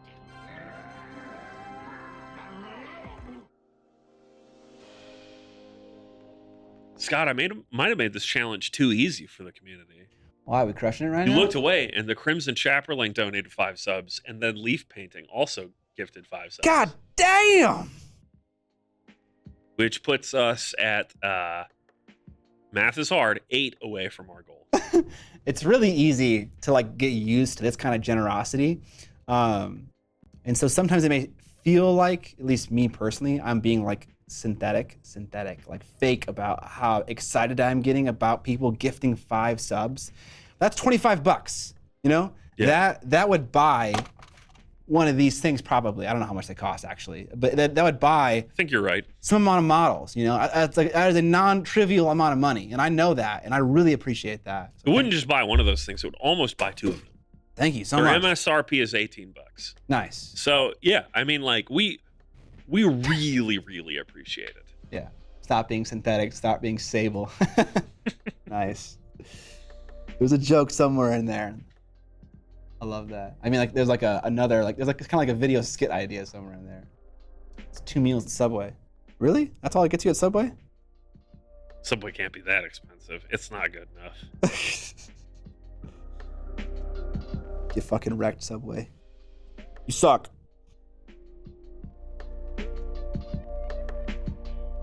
Salad Bum, our giveaways are not limited to USA only, but we ask you if you live in an area that traditionally doesn't allow giveaways for whatever reason. Not like, oh, you know, they're just limited to USA only, but no, like you can never enter giveaways because your country considers it gambling or whatever. There's some sort of restriction. In those cases, we ask that you don't enter, but we don't have it locked down to just like only US 48 states or whatever. You can only enter if you're in Minnesota. No, it's generally more open. We've had winners as far away as... Have we had winners on every continent, Scott? I don't know. I don't think we have. I think the furthest away... I'm trying to remember if there was one in Korea. Oftentimes when Amber gets cool merch sales from different countries, she tells me. I'm kind of mixing up the two right now. Yeah. But I believe we had Australia, which is very far away. I need a swag pack, Scott. I need to rep the brand. You need it? I need it. It's all you, baby. What do you want? I think the one thing I want you don't have, you probably don't have a sweatshirt in my size because my chair body is so awkward. And also, I think you're just out of stock on 3XLs. Oh, well, okay. I got some good news for you. Oh? Amber, so our merch vendor got bought by a larger company, and then all of the merch just increased in price, which is why there hasn't been a merch restock in a bit. And so she had to find another company, and she also, in doing so, found the manufacturer of the tie-dye hoodies. And I know people have been asking for larger sizes of those just because... Oh, are we going direct? We're going direct. And we found 5XL sizes. Now we're talking. So it'll be up to 5XL for the tie-dye hoodie now, which does run small because it's tie-dyed and then washed. And so that shrinks it. Like I can wear an XL comfortably, and I wear a large normally for hoodies. I like them to be baggy. But yeah, that's gonna be bigger. I saw another sub. I missed it though. No. That was Graphic Nin. Graphic. Oh, we're hitting it. All right, so we got Graphic Nin and Civel subscribing. Civel subscribing with Prime. And then we just got Anonymous gifting 5 subs. So if you're one of the lucky recipients of Anonymous, thank Anonymous in chat. We've hit our goal, so I'm going to start up this giveaway in just a second here. Hell yeah. Thank you, stream. I really appreciate the support so much. Let's do a fucking giveaway. You guys rule. You absolutely rule. Thank you, Anon. Boom. Exclamation mark moist in the chat to enter the giveaway. Miniac, I want to paint more minis, but my hobby space is buried behind a bunch of crap I need to organize and store. I have no motivation to clean that crap up. Any tips? Buy a second table, put it next to your hobby area, and then just scrape everything onto the table. There's also another version of that same option, which is you get one of those 55-liter clear tote bins, and you scrape everything off the table and into that. Then it has a lid. And then and you put the lid on it, and then what you do is, as you need to reset up your space, you just go into that and dig out the things that you actually use. Yeah. And then the other stuff that stays in there obviously needed to be in storage anyway. Problem solved. The giveaway is going for 30 minutes. Just FYI to everybody, we've already got 76 entries. So yeah, if you are interested in a Cobalt Keep Army display case, Sumothe, the Prior Warrior, I'm gonna throw a link up to that in the chat so people can take a look at it more up close. And the Miniac sticker pack. And cutting mat. Can you thank the people who are subbing? I'm missing them. They're moving by fast. Well, we've got Iron Tarrance subscribed with Prime, and then Viewer picked up a bunch of stuff. So yeah, you get these things in a sticker pack. Exclamation mark moist in the chat. And I'm seeing plenty of entries. There was even more subs in that though. I think that was just showing up from the anonymous gifting. No, I had that disabled, so they were legit subs. I promise. I could find them. Learguard. You say that, but no, I mean, like, I'm looking at it. It was Seville, it was Anonymous, gifting 5 subs, Iron Tarrance, and then now, yeah, Learguard. Subscribing for 2 months. Okay. keeping the chain going. Thank you. Appreciate the subs. Cutting mat is sick. I'm telling you guys, 2-sided, different grid styles, dope ass logos. Looks so good on my desk, but buy it and you'll love it forever. Hell yeah, Menace. I appreciate it. You guys rule. You guys fucking rule. Okay. I think we're getting to the point where the skin is probably highlighted enough and they can like paint the beard and stuff. Oh, in chat, he said he was going to finish this mini on stream today. I did not say that. Devin's a fucking liar. I am. Selleck Jesse, thank you for the sub.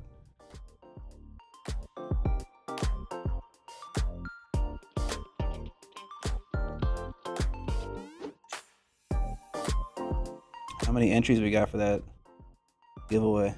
Right now, we are sitting at 94 entries.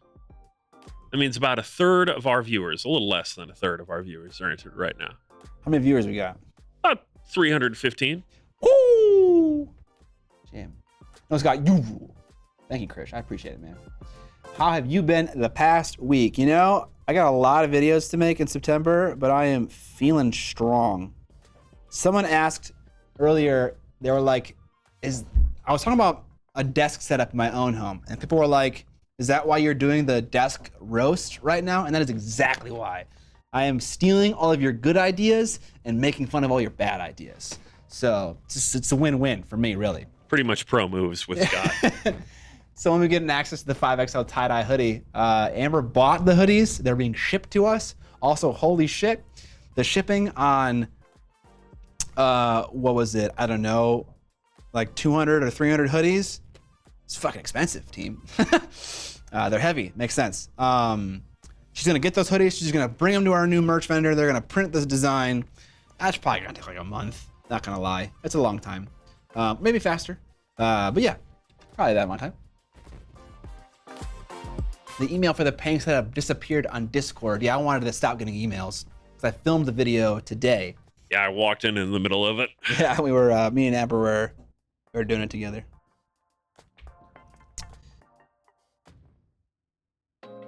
Yeah, in the middle of it, I also sent mine over just so Amber could see how messy my house is. There was a lot of messy desks.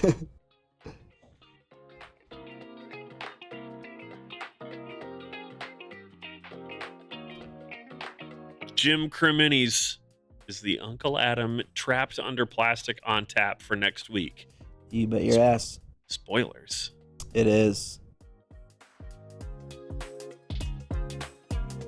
It is indeed. Don't feel bad if you didn't get your desk setup in on the video when it goes up. Amber was saying that in that less than a day span that the email invitation was up there, over 200 entries came in. So yes, it was insane. 7-year-long video. It was a lot. There was a lot of desks.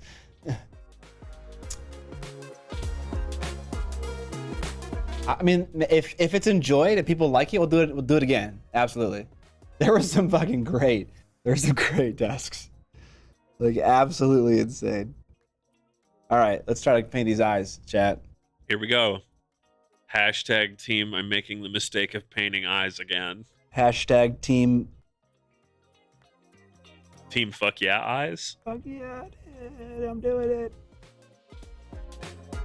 Okay, that was like half opacity for half of the eyeball. Cool. Very cool.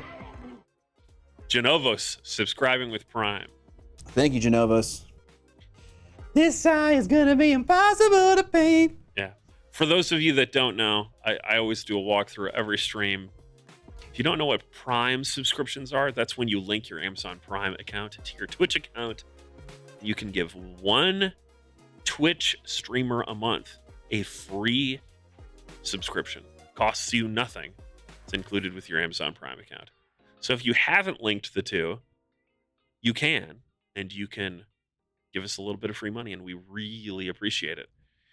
Part of the reason we really appreciate it, was it asking how last week was. Last week was busy, but there was one bad thing last week. Oh. There was one really, really bad thing last week. which is the streaming computer decided that basically said, "Fuck this shit, I'm out of here." Thursday night stream didn't happen because we blue screened like 5 times within about 30 minutes. Last week's paint stream, our extended paint stream, almost didn't happen. Blue screened before the stream, and then once we were about 30 minutes, an hour in, we went down briefly. Yeah. But then we were fine the rest of the day. But yeah, after Thursday night's thing, instead of streaming, Scott and Curtis played Super Fantasy Brawl while I went to our local Micro Center and bought the new bones of a computer because we can't have that happen anymore. So yeah, this is on a new streaming PC. Much of it is the same as the old streaming PC. Yes. Didn't Scott build the streaming computer? Yes, I did. It used old equipment from old PC gaming computers I built. Yeah. So we bought some new shit. The old one was a 6700K. And associated hardware. Rocking fucking Ivy Bridge. Yeah. And it was fine, but our errors seem to indicate that the RAM decided that it was just done. And it had had enough. Seven long years of working. Actually, not the meme of Evan always says 7 years, but I think this is a 7-year-old computer that's taken apart next to me. So yeah, we got a new, a 12700K, the motherboard, some new RAM, and it's allowed us to up our visual quality a bit. It has. Shout out in the chat if you think the stream looks better than it did previously, because it should. I don't know if it's gonna look better. Well, we're using a better encoder, right? Oh, right. We're using yeah, we're going we're low. We're on low, I think we're on medium right now. I think next we're gonna try slow.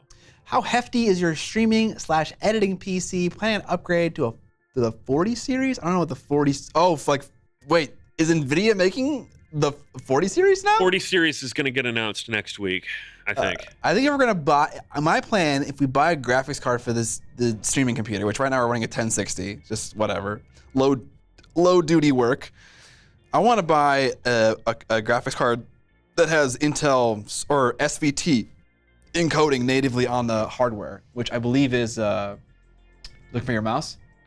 I got it.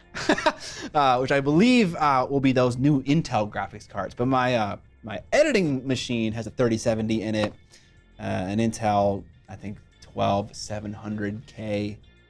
So it's pretty extreme. 64 gigs of DDR4 memory. Yeah, and the streaming the streaming PC has 32 gigs of RAM, with room to go up to 64 if we need to. Oh, speaking of that RAM, have we done any replay buffer stuff yet? I already saved one. Oh, really? Nice. I did. We need great moments in mini painting history for me to hit that button, so.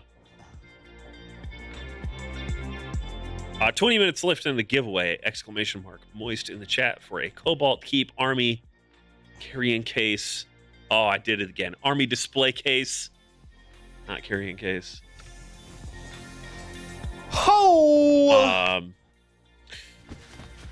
Where was I? Look at me now. Sumothe, sticker pack, and that's it. Just getting into Song of Ice and Fire, miniature war game from your video, Baratheon for the win. You picked the right race. Congratulations. Oh, God damn it. God damn it. No more Baratheon players. Banned.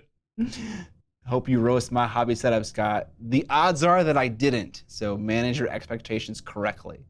I just picked the most insane looking ones. Either insanely, disgustingly messy, or just like really crazy, awesome setups. Hobby setups that look like your set. Yes. Yeah. No one beats me. I am the king. But no, I mean, there was a lot of ones in there that weren't like crazy messy, just because there were like elements of certain things that I wanted to talk about. So there's a lot. We talked about, I don't know, maybe like 30, 40, some of them briefly, some of them longer, a couple setups. Are we getting confirmation after typing ! Moist? You are not.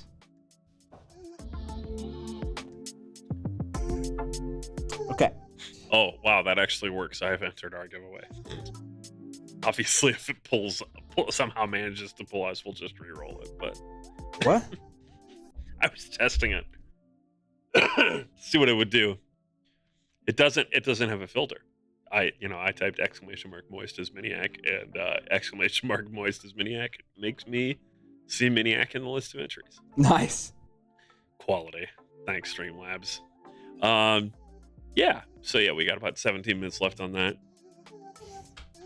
Okay. I'm going to zoom in here so you can see what I'm talking about better. He's zooming, bro. Chat, he's zooming. Man, okay. This has never happened before, but I can't like really see this monitor. Getting glare. Yeah, I get mad glare. I don't normally get. Angle it down. I'm trying to. Does it not angle down? Okay, it does. Nice. Nice. There we go. Okay. Now I can see chat more. Oh yeah. Okay, so I just kind of sunk some white paint in there over and over and over again. Almost like a wash.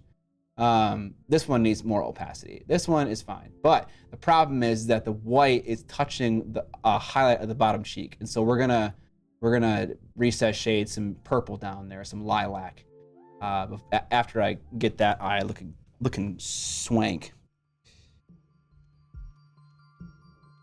Oh yeah, baby.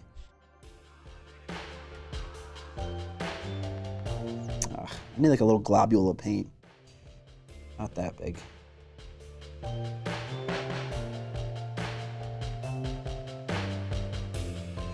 Okay, let's clean up a bit.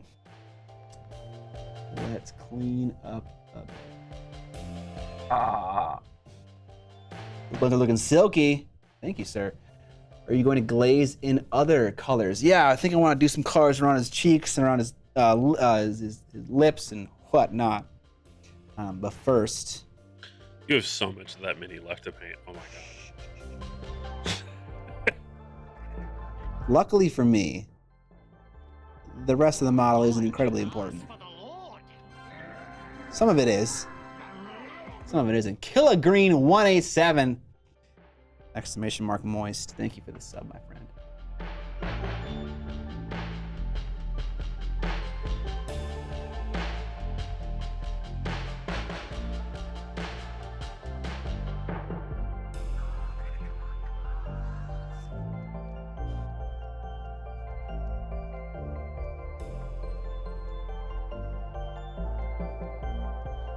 Kill a Green. Apparently doing it as part of your sub message, it doesn't work. So definitely type it again in chat to make sure you're entered. Because I'm not seeing your name in the list.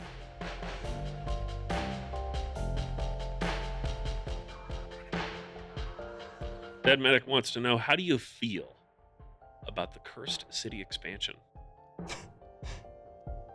I think it's ridiculous. 40 some bucks for cardboard.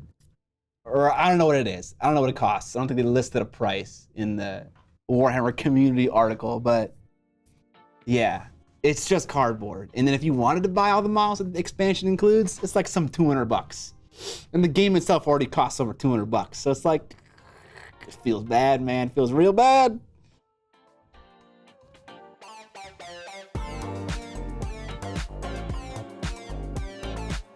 It's interesting. There's one angle where this eye looks right. Like right there, looks okay. A little bit more white, it'll be good. If you look at it from front on, it looks totally fucked. So, let's try some more white. Leo Paints says, Scott! Scott!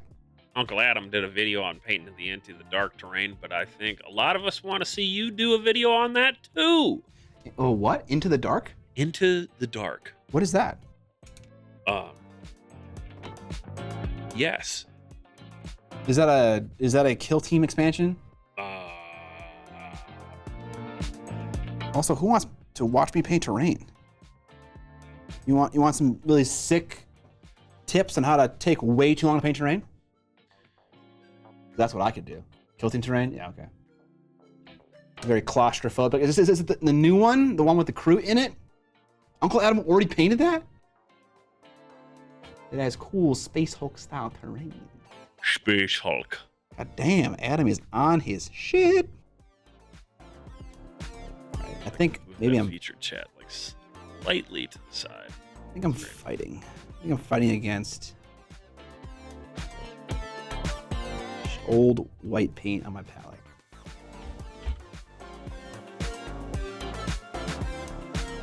Okay, I see where the eye is supposed to be. Okay. Is this not the right paintbrush for this? I don't think it is, actually. I think there's a market for it. He kind of rushed it. I mean, I don't paint a ton of terrain on my channel, so I don't know if I'd do much of a better job, if I'm being totally honest with you. Also, more importantly, I'm no longer on GW's nice list, and so I don't get that stuff for free. Yeah, you're definitely on the naughty list. I'm definitely on the naughty list. He's very naughty. Naughty.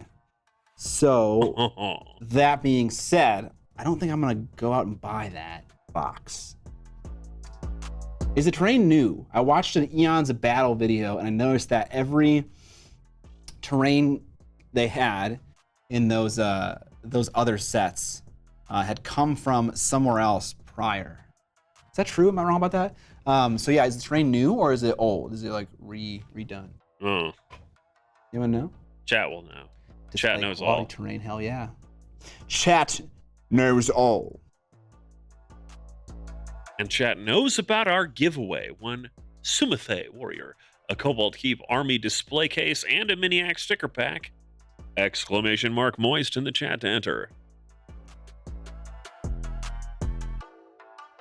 That was Rufus Kid says that it is all new stuff. nice. It's super tight corridors and small rooms. That's cool.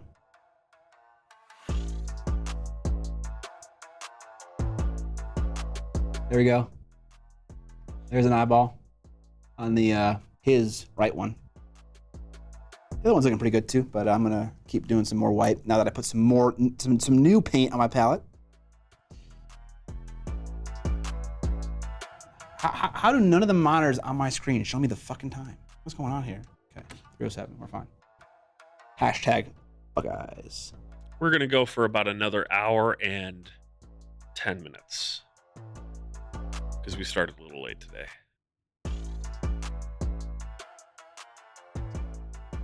I like how Evan gets to pick how long my stream is. Not me. Right. Anyways, that's my content idea. Check back next month for more suggestions. Appreciate it. Appreciate it. I will always take all the content suggestions you guys have. Scott doesn't understand that once we're rolling, I'm in charge here. I'm the captain now. Okay. I think we discussed that we were going to keep these eyes white. Is that correct? Yes. Okay. The idea of giving him like the zombie eye kind of thing. Zombie. Demon possessed. Demon! We just got a sub and I can't read it right now. Bougie442? I get it right? 1442. Resubscribing with Prime for 8 months. God damn. That's a lot of months. There's a lot of months.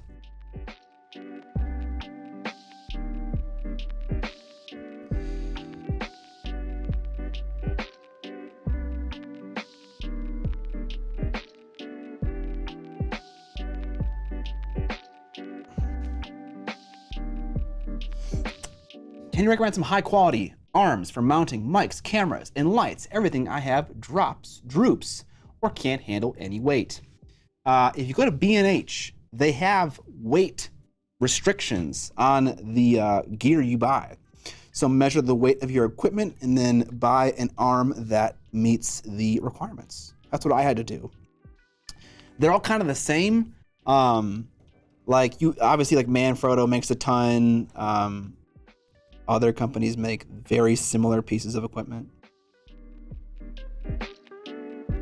But yeah, I would I'd recommend B&H. Show how you can use blank to help with highlights. I don't know what the star was. Do you ever use things like ripped up sponge to do texture on skin? Not on skin, but everywhere else, yeah. Don't forget when shopping at B&H, tell them that Ninjon sent you. Okay, a moment of honesty here. I know he had a terrible experience, but I have ordered literal tens of thousands of dollars of camera equipment from B&H and have pretty much nothing but good things to say about them. It was a link. Oh, gotcha. So his situation was not nice, but it is not representative of everyone's experience. I agree. I also think it's worth keeping in mind that, for instance, if you have a product that has a 99.9%, everything is fine, everyone's completely happy with it, so you have a 0.1% warranty failure rate, that still means that 1 in 1,000 people are going to say, man, this thing sucks. I got it and it came out of the box and it was fucking broken. What can you do? John might have been that 1 in 1,000. He might have been. What happened in John? I don't know. I can't remember exactly. It was in a podcast episode. It's a while back. He bought something and it arrived broken and they refused to return it or something like that, I think. Yeah, they wanted to get persnickety about it, thinking that he was trying to like scam them or something. Yeah. Which is dumb. They must have issues with that because I once upon a time said they didn't give me something I bought. And they were like, according to the weight when it left the warehouse, it adds up to all of the, like they have the weight of every product and its packaging on their site. And so when it leaves the warehouse, if the weight matches what the weight should be of all the products added together, they have everything. And they said that, and I was like, oh shit, that makes sense. I should go look again. And I found it. And I was like, oh my God, my bad. So I feel like a company wouldn't have that set up if maybe they didn't have to deal with that a lot. That's probably true. And B&H does a lot of business. Huge player in the AV, photography, all that stuff space. Yeah. So, yeah, I've only ordered from B&H a couple times, but they're a similar situation to like Sweetwater and Crutchfield and all these other kind of pro gear type places where you'll get there's a person being your support salesperson. And they know what the fuck they're talking about. They have product knowledge, actual product knowledge, not like when you click support on Amazon and they say, yeah, but what is this? What do you mean it doesn't work? Why have you waited so long to report this? I got the product 3 days ago and it doesn't work. This is not a long time. Yeah, I'm a fan of all those types of services. I'm always willing to pay a little extra just to get it from a place like that where I can actually tell someone, listen, this CamLink Pro drops frames like mad when I'm using the other one. I don't know what's happening. And they just say, okay, but I don't understand. You got the product? That's bad. Someone from B&H is going to be like, oh, okay, got it. Have you tried these troubleshooting steps?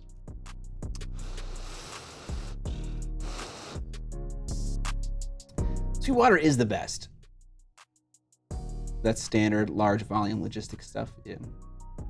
I think I bought something from Gotham Audio or Sweetwater one time, and a year later I got called and they were like, how's that thing you bought working? And I was just like, what? Actual sales pressure? I was like, I don't know, I guess it's fine. Why are you asking? And it's like, we're just checking in. I was like, people do that? I was amazed. Yeah, Sweetwater's awesome that way. I was absolutely amazed. Tell you what, you order something on back order at Sweetwater, and they will give you updated ETAs on all the stuff. Like, oh yeah, so it just shipped from the factory in China. Its estimated time of arrival is 6 weeks. We'll update you when we have updated estimates, and they actually update you as opposed to sending you an email like 3 months later saying, "Oh yeah, your product shipped. It should be there." Like, no, I bought a Go XLR Mini. I don't know, a year and a half ago or something, mid-pandemic, and they were really hard to get. And it took a while to get it, which sucks, but, you know, that was kind of the nature of things everywhere. But, like, I got, like, 1 call and 4 or 5 update emails on the ETA. It's good stuff. Oh, hey, Wonkle Bonk and check. Wonkle Bonk. Our old friend, Wonkle Bonk. Wonkle Bonk. Motherfucker. He's back. What up? Speaking of things that are back, we're almost back to being done with the giveaway. The giveaway. Exclamation mark moist in the chat for a Cobalt Keep Army display case. Sumathe Warrior. Here, no, I'll switch. Ooh. And a sticker pack. And a sticker pack, not shown. Scott, read this out loud. I'm scared. Turns out there was a cat disease she narrowly avoided. Oh, God. The animal shelter did that when I got a kitten. Oh, nice. That's especially nice. It's much more important when dealing with things that aren't inanimate objects. Gotcha. You did get me. So, 2 hours into the stream, Scott, how much have you gotten done? I painted his neck and his face. How are you going to finish this whole mini in the next hour? I don't know. I'm screwed, I guess.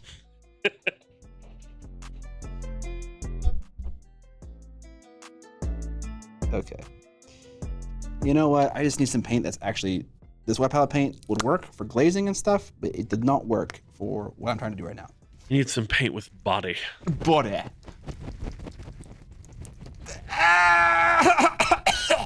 Okay. What? Man, it's fucking hot in here, bro. Woo! Yeah, you know this building's air conditioning. This building is air conditioning? I said has, but yes, it is air conditioning. Dip time. Okay, my wife said I could have a soda for streaming, and that was her soda, not mine. Your wife manages your soda intake? Yeah, she does because she's a responsible person. I mean, that's true. Amber is, of the people in your relationship, she is the one that is responsible, I think.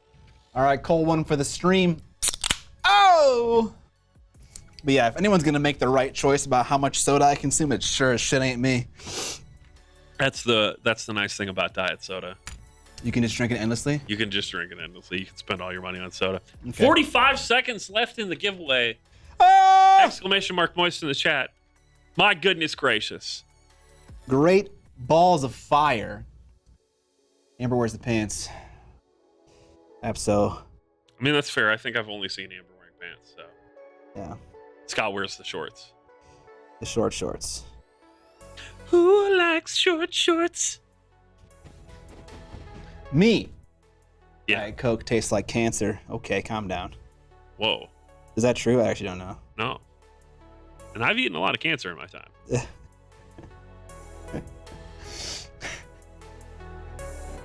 We like short shorts. There it is. Yeah. Rat Pain.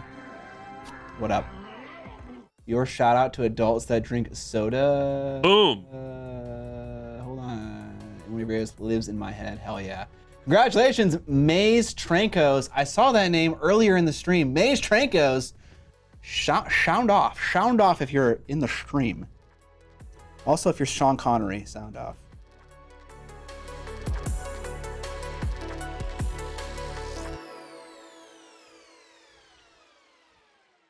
Let's go. 13 Valentine asks, will you be doing any more drunk painting videos, Scott? Nope, we're all done with that. We sunsetted it. I'm Rip. just kidding. We haven't sunsetted it. Rip. Like when people ask for it a ton, then we're like, oh, we should do that. No, yes. Yeah, no, we're not done with it. It's just a matter of like planning it. We don't have like a schedule, you know. It's like, oh, we're gonna do this once a quarter. We kind of just do it whenever. 10mm drunk painting. That's a great Every fucking time you idea. complete a 10mm model, you take another shot. You gotta paint a 10mm model every 30-minute round. Oof. Oof. All right, so Maze Trankos, I see you sounded off in chat. Congrats on winning. Here's what we need you to do.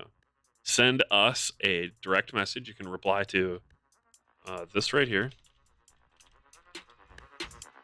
This right here. Not reply in the chat. Send me a message on Twitch, including your shipping address, full name, and your email address. We're going to get this stuff out to you.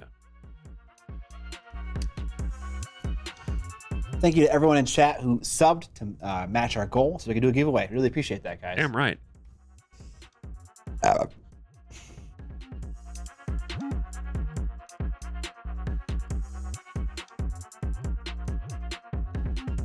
Okay, I can't tell if I'm painting the underside of his brow or his fucking eye.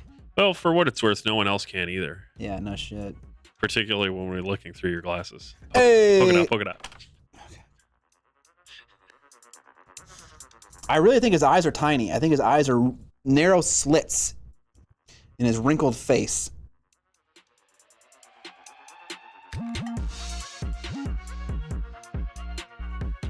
Someone just left me a voicemail. Why don't you play it for the stream?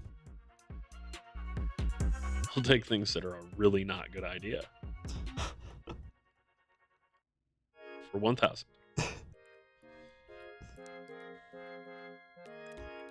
Letting chat hear your voicemails for 1,000. Show us on the chart. Time to make that a sub goal.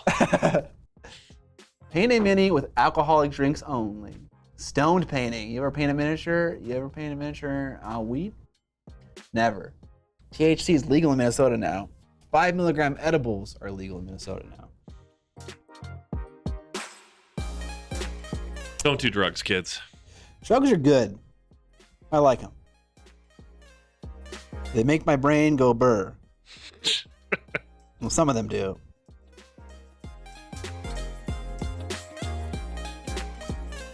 Some of them do the opposite.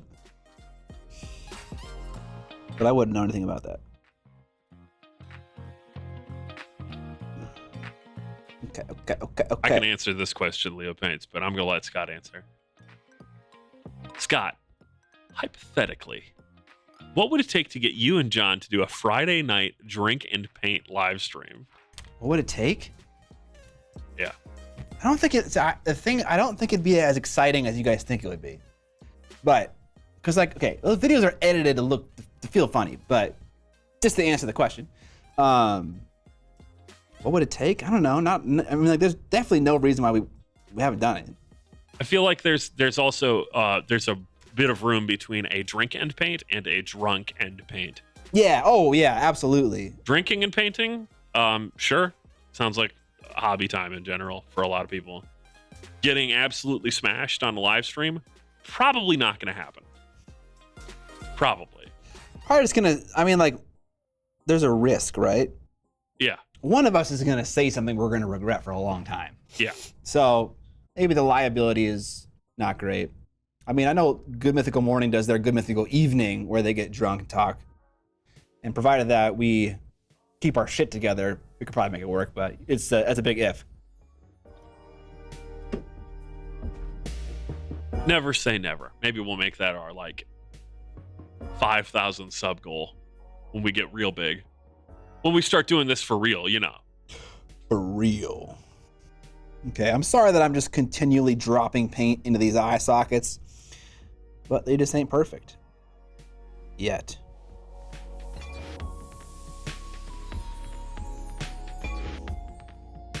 Cool breeze, I hear that, and yet we're getting into AOS right now while I'm having that exact same feeling. What is it? He says, been finding myself getting into other mini games lately because I just feel like GW is so expensive. And I empathize. Paying $55 for 3 dudes. Oh! Yeah. Just have a creator contract with GW and get the shit for free. Hey, yeah, you know what? You're on GW's shit list, but I'm not. Yeah, there you go. That's the secret. Make a YouTube channel. I'll get the stuff and then I won't show it to you because sorry, you're not on the inside, Scott. I can't show you any of this. Yeah. And then I'll start a mini painting channel, and you'll mysteriously never see me painting and talking at the same time. And my hands will be smaller and have a wedding ring on them. Boom, easy. Easy, guys.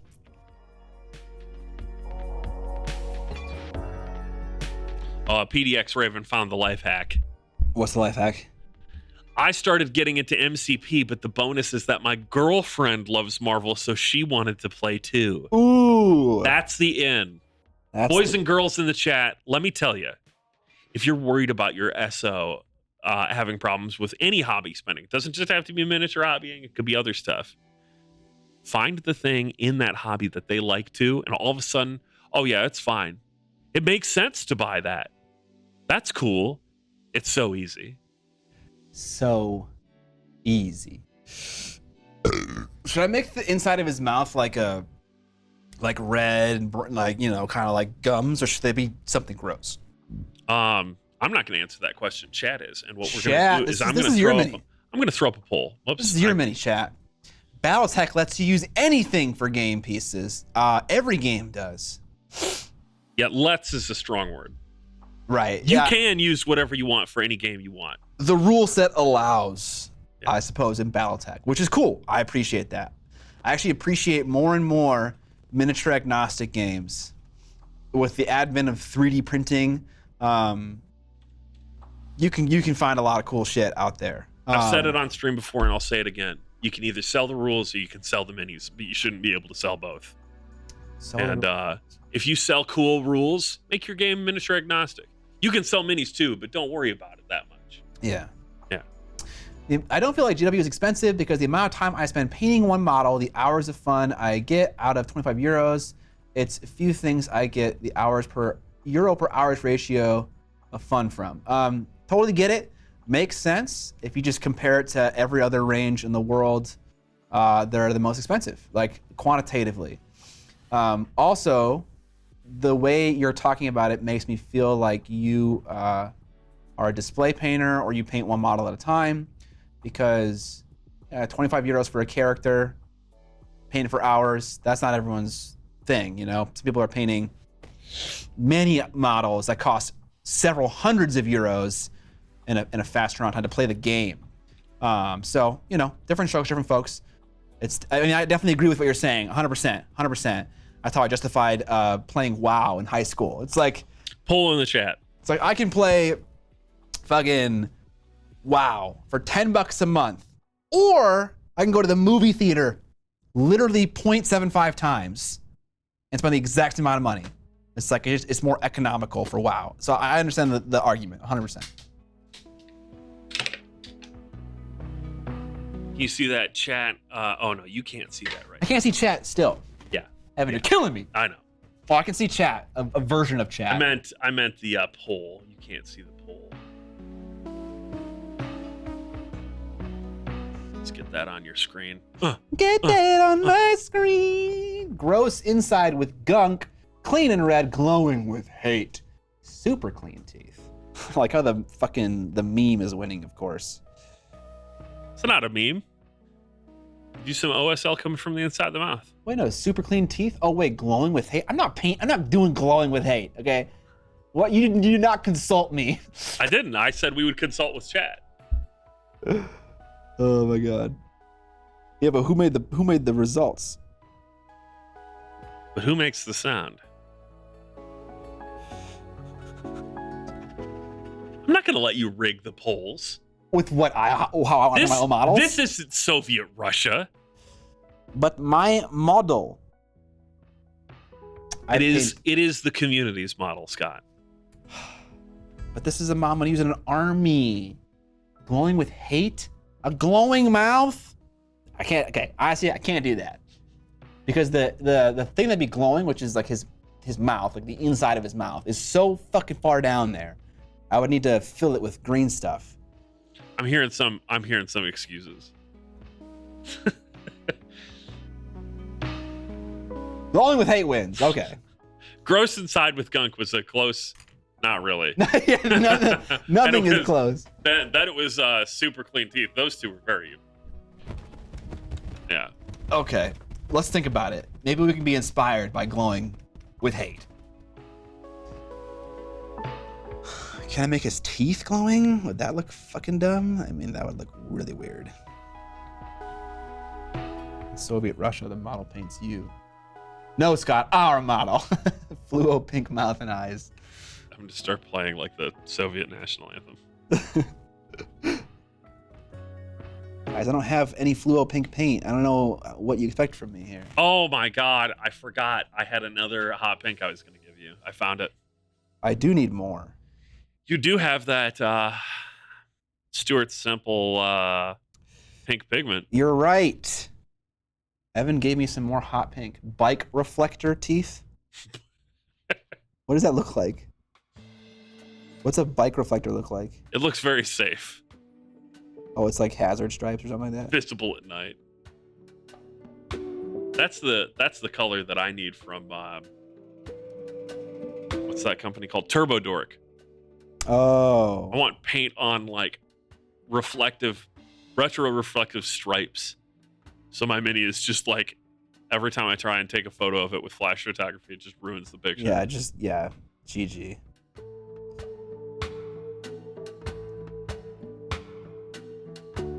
I'm just cleaning up the face right now by painting the helmet and surrounding areas black, just so I can get a better idea of what the fuck is going on with this model, and if I can paint it with a glowing mouth.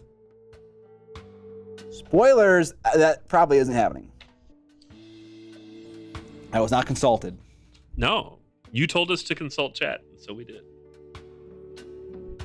And yes, we are a collective now. Post Ogre Malone. This is Post Malone, but an Ogre format. Oh, no, God damn it. Fucking A. Mike Genie has the best ideas. I'm going to give him grills. Right? Hey, he's a mercenary? Like, he's got gold teeth? You could give him just the draws treatment. They could just be like steel teeth and it would still be pretty sick. Oh, that would be pretty sick, actually. Oh my God, yeah, some kind of metal teeth. Holy shit, that'd be so sick. I like gold because it works with the purple, kind of. It doesn't need to work with the purple, but... Do brass. Brass. Silver's nice because it doesn't make much of a statement.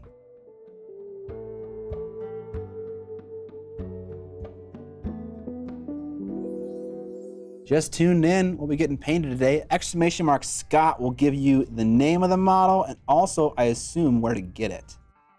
Yeah, I think so.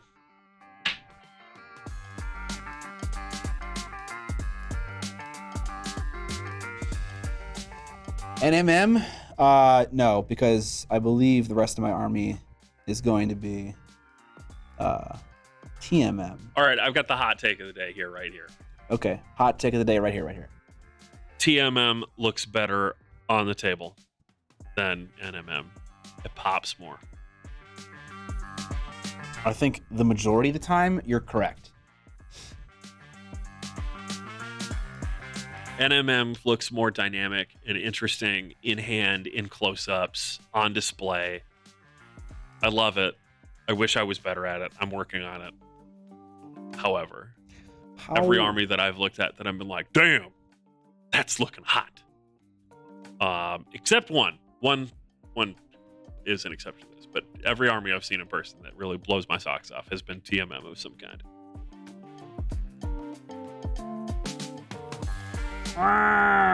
Ogre face. I put a Bavaria Scotia. I made the mistake of learning how to do NMM on my Cursed City Heroes. Having fun, but man, it's tricky, especially on the dwarfy boy. Oh God, the dwarf gotta be a nightmare. Guys, that would suck to paint so much. Yeah, I didn't do NMM on my Cursed City stuff. I couldn't handle that. Bavaria Scotia. Camera just went close up. That's some sexy work. Thank you. Scott, do I work out or do you work out? No, I don't, but I should. That's the third channel. Scott and I are going to start a workout channel where he goes to the gym with a office chair. There it is. It took a long time, but the NMM was fun. Useless Wizard in the chat. What up, bro? You also painted the dwarf NMM? Just like Dovario Scotia. Scott getting ripped AF. I don't know if could you guys handle me ripped? I don't know. Eat big to get big, Scotty. I used to do some stuff. I feel like everyone used to do some stuff. It doesn't mean shit. We're gonna need to use Flava Flav for photo reference on those teeth. All right, let's do some teeth, baby. Man, there's something about gold teeth that's just so over the top. Gilligan's, if I had interest in starting my own channel, that would be my motto. Rep more minis. Are you at the paint rack right now? Is that what's happening? He's hiding. Chat. He's hiding. Okay, chat. We have paint. You know, I've really been loving this AK 3rd generation TMM paint specifically. Like a lot. So I think we're gonna use that. And I love this old gold. It's so nice. You've been using a lot of that AK 3rd gen recently. Just the TMM, because I literally haven't had the rest of the range. There's a gap in here. I left it at a paint store and just haven't got it back yet. But yes, I do like it quite a bit. Is he gonna bring you your paints when he stops by? I think so, yeah. Better remind him. Yes, I think Amber is going to. Well, I should check with her first. Ah! And I think the other paint that I want is probably already over there. Yeah, it is. Citrine. Excellent. Citrine. When you combo scale 75 and AK 3rd gen. Good stuff. Why is Scott's face so red? I have rosacea. It's a face thing where blood vessels burst under your skin, which sounds way more hardcore than it is. And it makes your cheek flush all the time. So much so to the point where I don't do it very often, but when I think about it, I put on cover-up for men. I don't know if this is for men. This is just an asexual thing. Cover-up for men. For men. This is for something for my wife that she recommended. It's a sunscreen, but it also has some amount of cover-up in it. But I only do that when I'm like, I don't know. And I'm sitting down for a video where I'm gonna like paint, and that's like the whole video. Like I'm gonna paint, like drunk mini painting. I'd put on some cover-up. The truth is, chat. The truth is, Chat. leveling with you. One of the tough parts about this gig is that Twitch streamers, a lot of Twitch streamers, will lie to you and tell you that they don't wear makeup, but they do. But they do. Everyone on TV is wearing makeup. Oh, 100%. Yeah. Everyone. Everyone.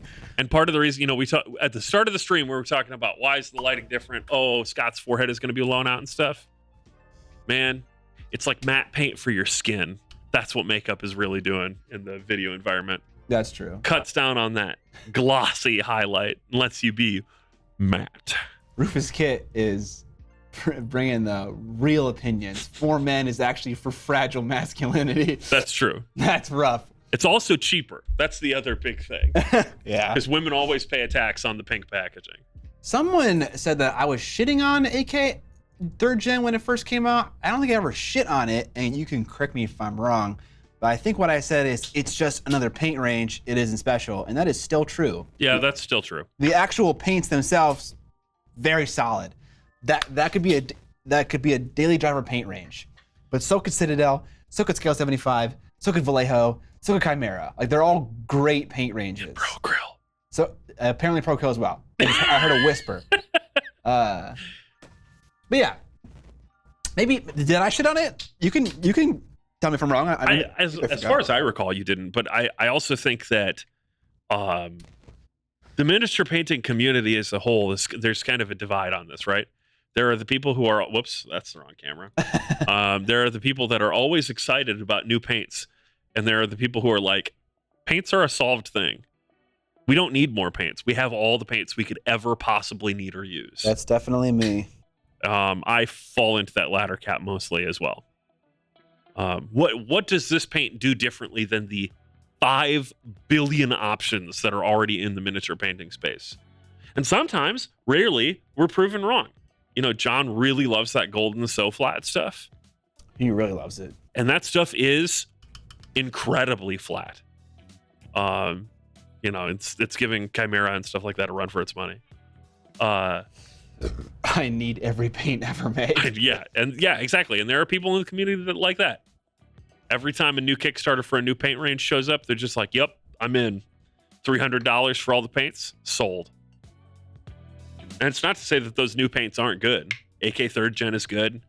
I have a strong feeling that the Rhodes paint range will be real good. The Duncan Rhodes stuff.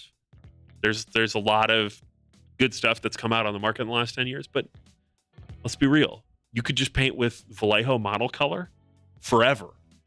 And you'd be fine. They have all the colors you could ever want. You could paint with everything that's in the Pro Acryl range right now. And you might have to do a little bit of mixing. You'd be fine. Citadel, you could paint with just Citadel forever. You'd be fine. Except for their whites. Their whites suck.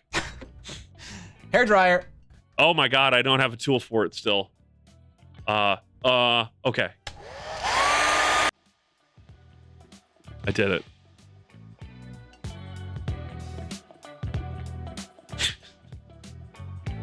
Rufus Kit with the jokes. Your paint is so flat, the bouncer thought its ID was fake. Yowza. Brigand said it was something that I said in the podcast. Yeah, maybe I was more harsh in the podcast. Maybe. I can see you saying something along the lines of, we don't really need this. And that's 100%, yeah. It's true. It's true, right? I still agree with that, yeah. You could probably make it through the rest of your mini painting career with what you have paint-wise. Oh, God, yeah. Absolutely. Not just because you have all these different ranges, but just like a rack like that back there and what you have in back storage is enough. Yes. So. Someone said, who's the guy talking that's not Scott? That is Evan. Evan, what are you? I'm an office chair. That's the running gag. But I'm a producer. You know, I make beats. He makes beats. Sick beats. I'm here to talk when Scott is concentrating on painting. Yes. If you watch the gaming streams, you'll notice that I talk a lot less. Because it isn't just me and Scott chilling in the studio. Yes. What do you like to produce more, the painting or the gaming? God.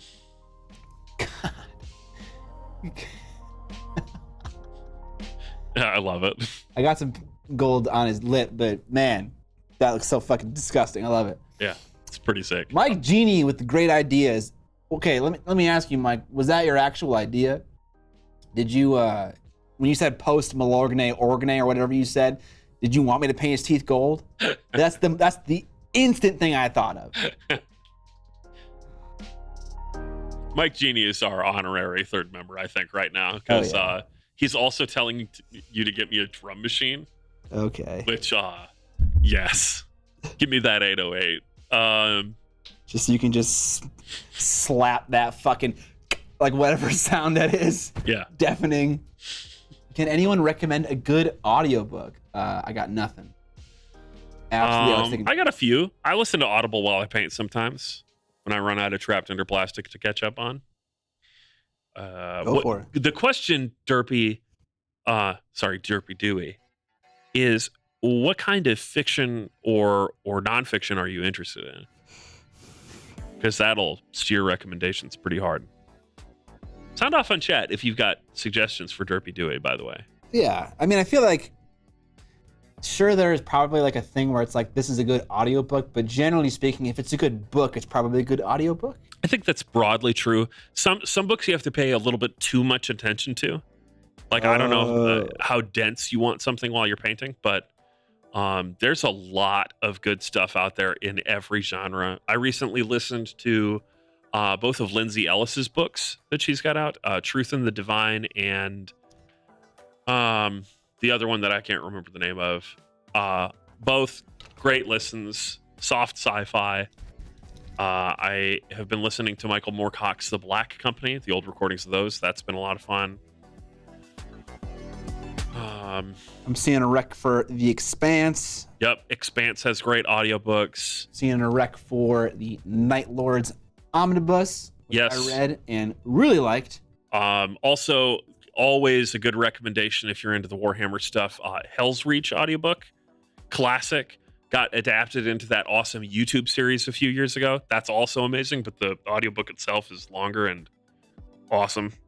That's what made me fall in love with 40K as a setting, because Grimaldus is my own boy. God, that guy lives to hate and hates to live.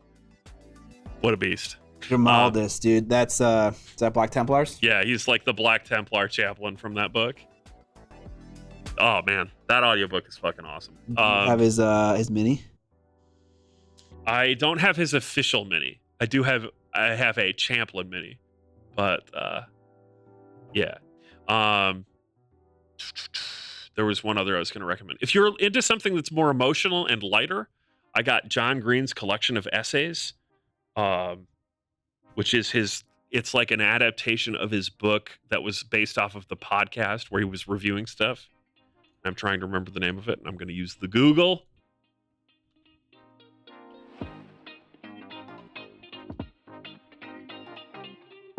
The Anthropocene Reviewed. Thank you.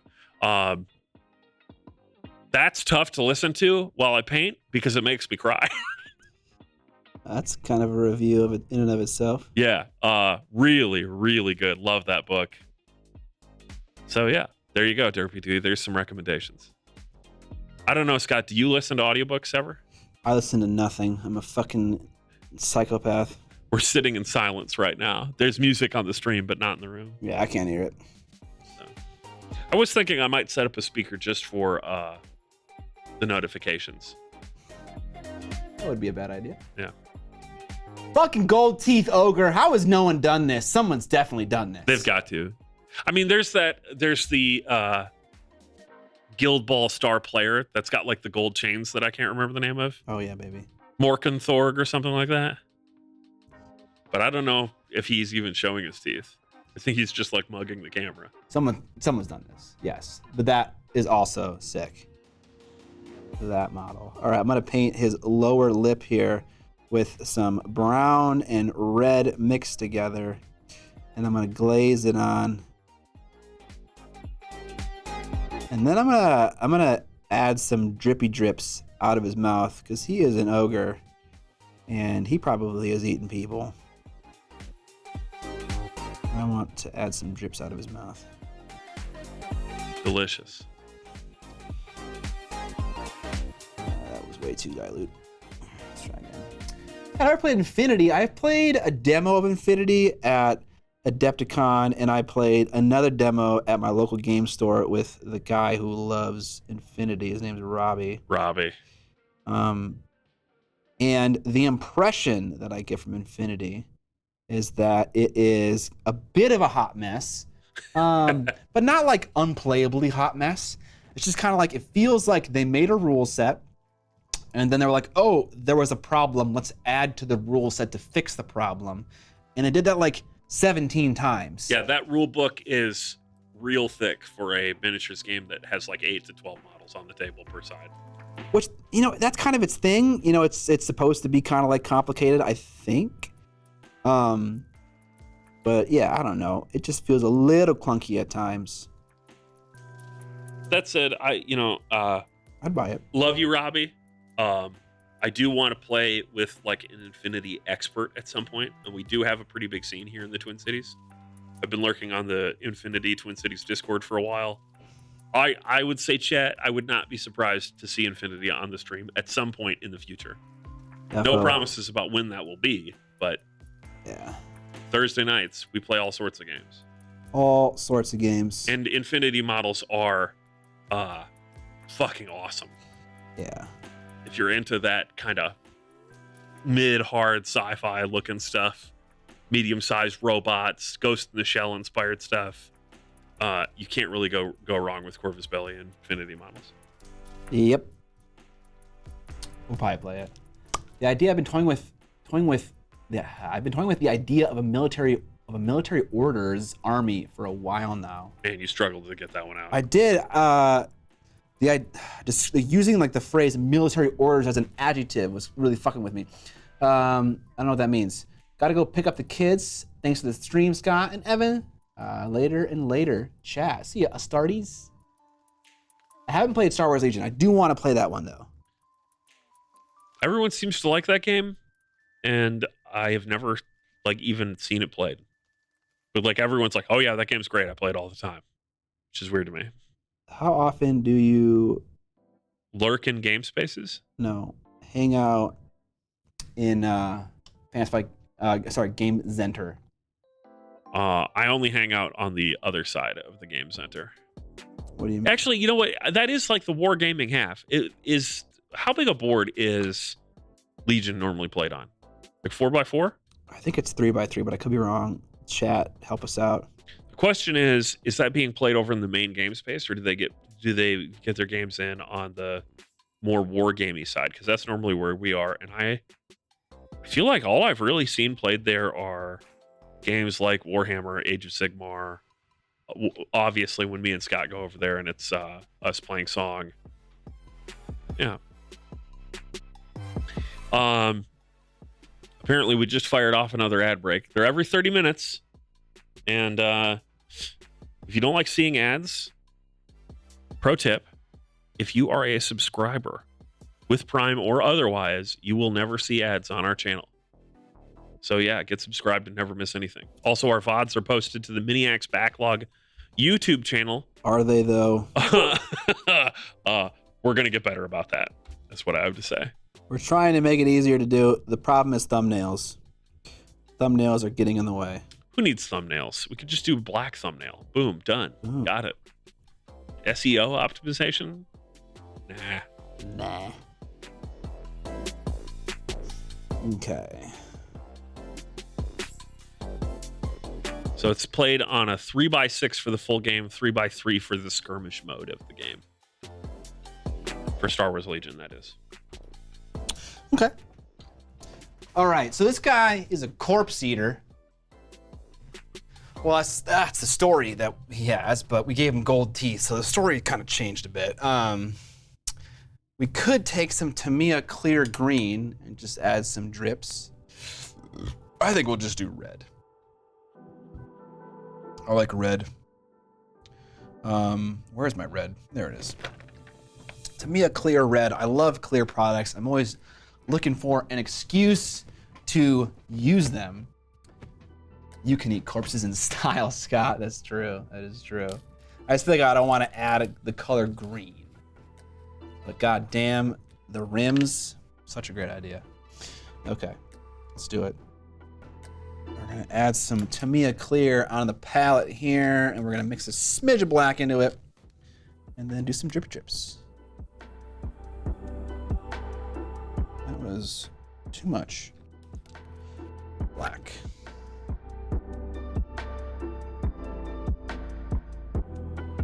The often talked about, but not often seen, palette camera in action. There it is, right there. It's a darker red, translucent, highly glossy color. Red plus gold equals fancy rose gold. Millennials love rose gold. Do that? Mithril Minis resubscribing. Down with ads. Prime for life. Prime for life.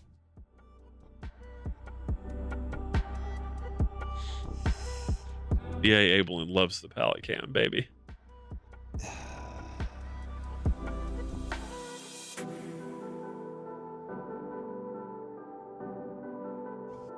Okay. Let's add some more blood along his gums here. Yeah, disgusting. I love it.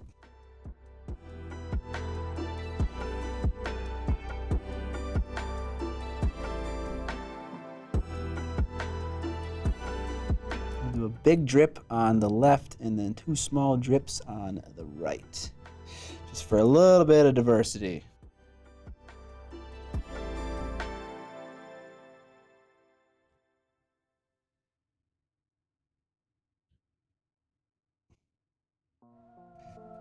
Ah, he's so mean looking. He's got glowing eyes. Or not glowing eyes. He has white eyes and he is ready.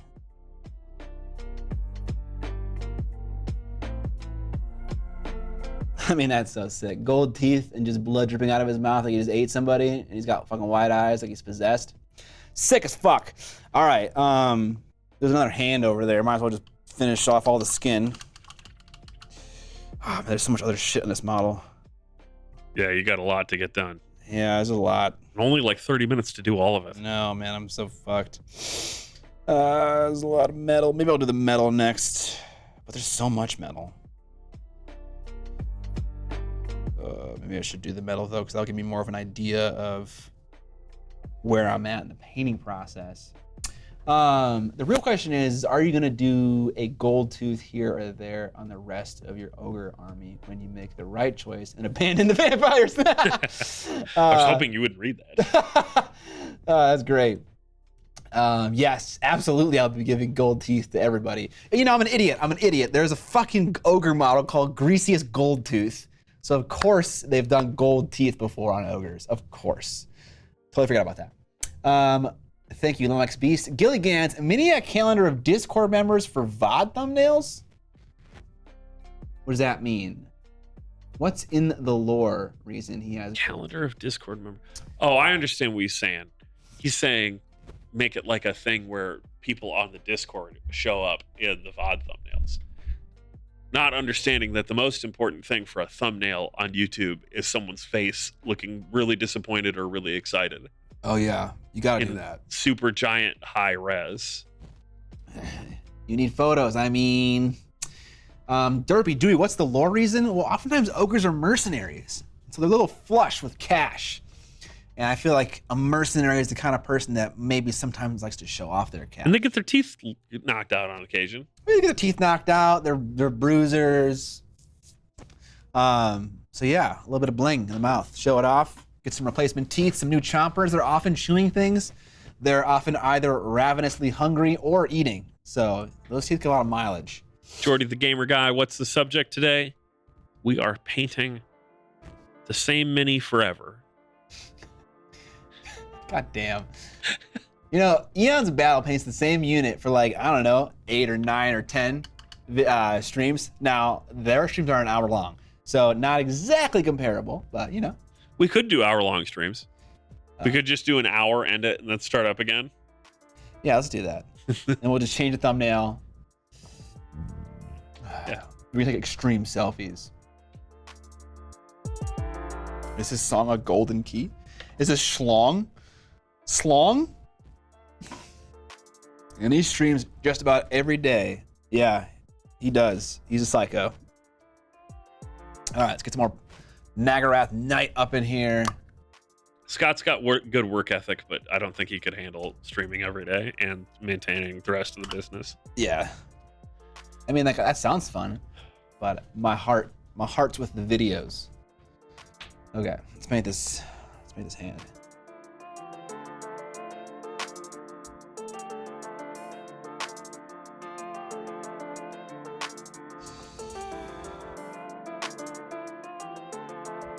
This is definitely a situation where I could paint fingernails.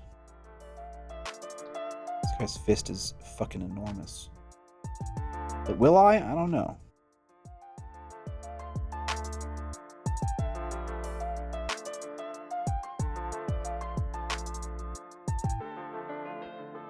Okay. A little bit too bright of a highlight color initially. It's okay.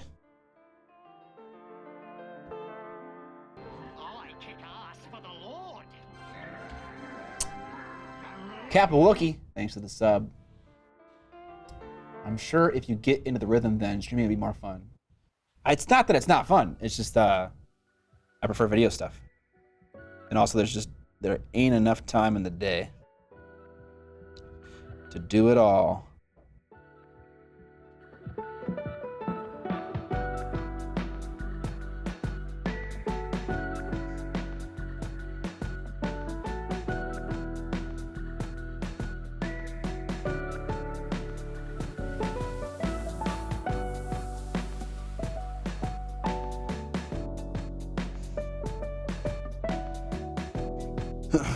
Oh, there's where all the fingernails would be if I was doing that.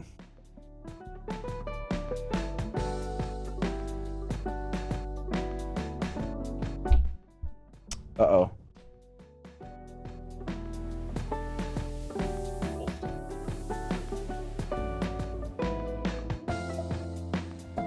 Did you actually turn off the fucking face cam so they can't see you? Yeah. What are you trying to do? Trying to adjust this downwards a little bit closer.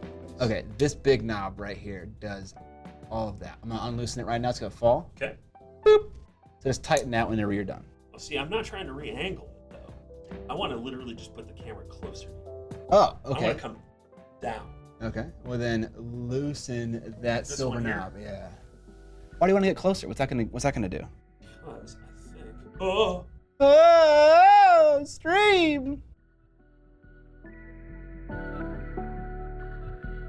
Now we need to adjust the ball. Good. Oh, you want me to do it? Yeah. Okay. So get the camera. Okay. We'll adjust the focus. What am I doing exactly? I'm loosening this? Yeah. Oops. I get in painting position. Painting position. I mean, it moves, but you know. It's fine. Just want to get it relatively centered. So dizzy. Exactly. This is the reason why I wouldn't want to put I know. I'm sorry, chat. a GoPro on my head. It'd just be- Yeah. The thing, and then hit the focus button. Camera operation is in progress. Don't lie to me. Oh, okay, yeah.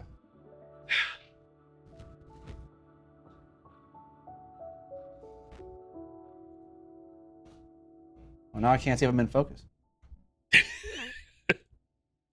Boom. Magic. There we go. I'm going to zoom out a little bit because now that the camera is physically closer, Yep. be a little farther away. I have a feeling this will keep your glasses out of the shot. We'll see. It's possible. I understand what you're doing. Sometimes the camera needs to be like right next to your cheek, Yeah. prevent you from moving into the way. Definitely a good idea. Okay, what was I doing? Painting a hand.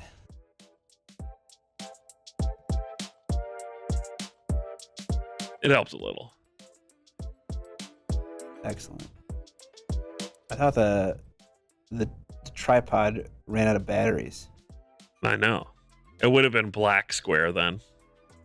Oh, like a tiny black square, you're right. I think it'll actually maintain the size for a bit too, but yeah. Oh, will it? Okay. Yeah. Enhanced Pog. Scott has a shorts dress code and he doesn't want to be seen in them yet. Oh, yeah, baby. Oh no, I just can't let the chat see how the magic happens. An office chair magically moving a camera is too much for the internet to handle right now. So are you telling me that you can't appear in that video that I'm working on that you appeared in a shot? I didn't appear in it. That was another guy. Okay, yeah, you're right. That was our good friend Alistair. I don't know who Alistair is, but I appreciate him. Hey, I have a technical question. After airbrushing your colors, highlights, shadows, would you apply gloss varnish before moving on to oils and weathering, then seal it again with gloss varnish after? I guess it depends. It depends what you're trying to do.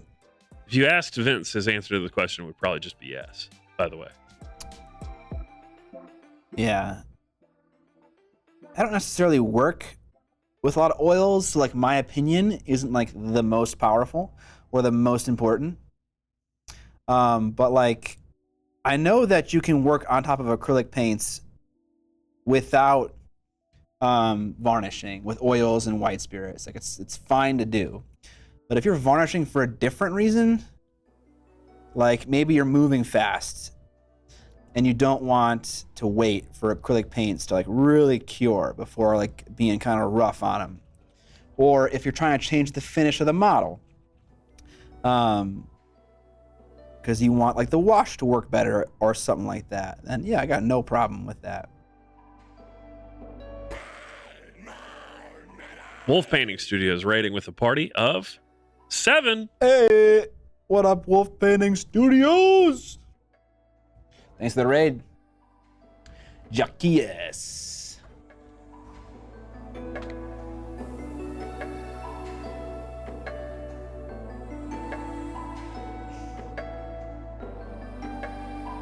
Jordy the Gamer Guy asks the same question again about applying decals and transfers. Would you apply varnish first and then apply the decals, then varnish again? Same answer. It just depends, man. I do believe that the stuff you would use for transfers, which the name is escaping me at the moment. Decal softener? Yeah, that's what its job is. I think if you were to apply that to acrylic paint, it would It wouldn't really take the paint off unless you were being like aggressive with it and abrading the surface. Abrasing? What's the verb of abrasion? Abrading? Abrasing? See a Karas work? Microsol, Microset. There it is. Thank you. Couldn't think of the name. I mean, there is quite literally, Vallejo has a product that's called like Vallejo decal softener. So yeah, I just the one that abrade. To abrade. Did the chat just get reset or something? Yeah. Okay. I was adjusting the size so it would show up better. Oh, okay, cool. Because it was a little too big before, I think. Sound off in the chat if you think it was too big before.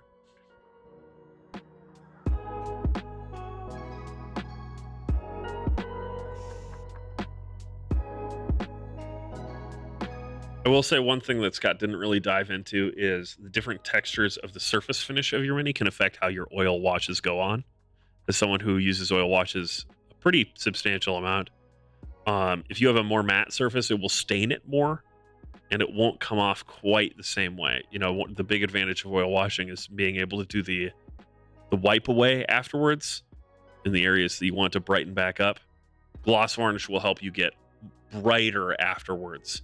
If you have like a matte varnish or a matte paint on there, it will kind of stain the surface a little bit more because it sits down in those little pockets of matteness.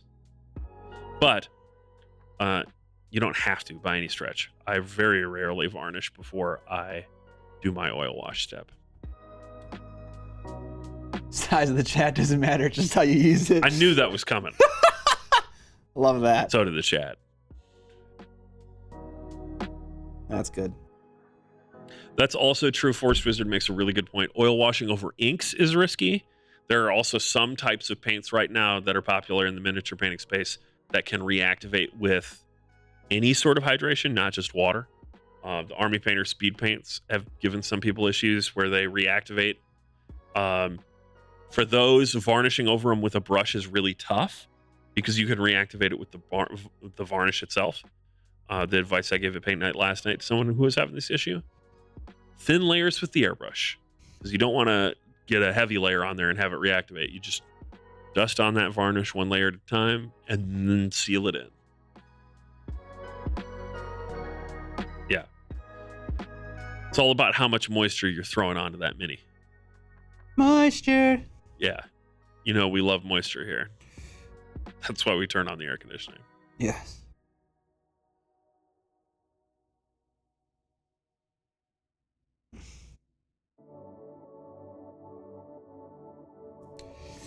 Jordy, we stream painting every Tuesday in this time window.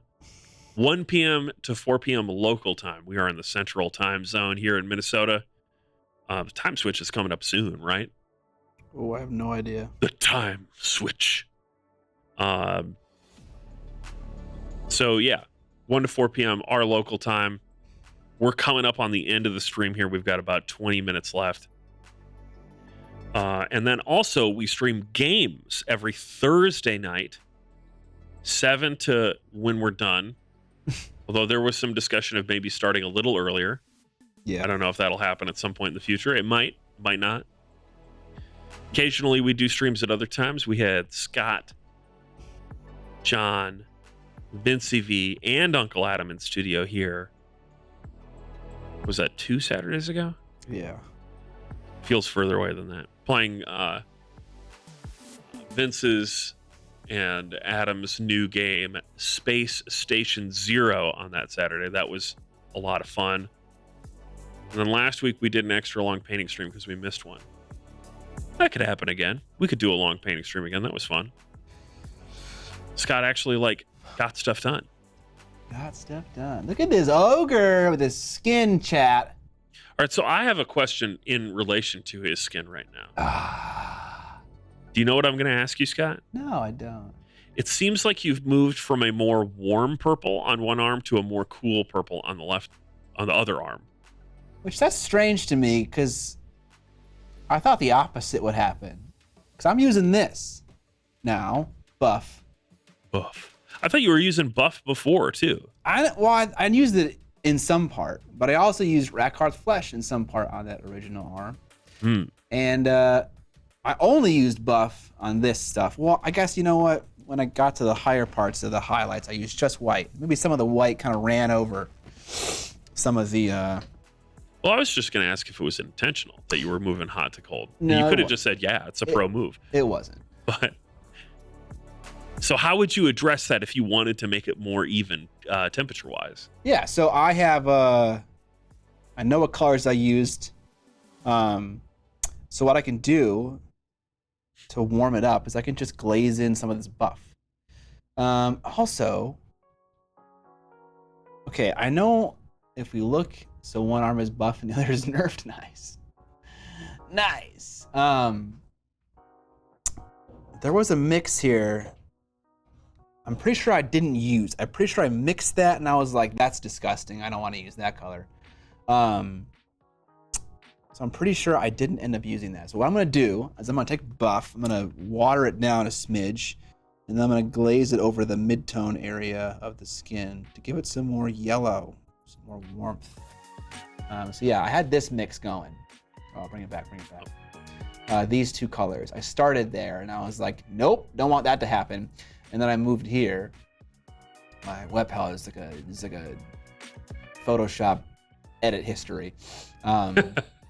So then I stayed there, and so I think the only warmth I was getting was from buff. So that's right. I'm gonna glaze on some buff into the mid-tone, and the mid-tone is gonna be just like the area right in between the brightest highlight and also the darkest shadow. Turns out glazing a bright color is not the easiest. But we're gonna try anyways.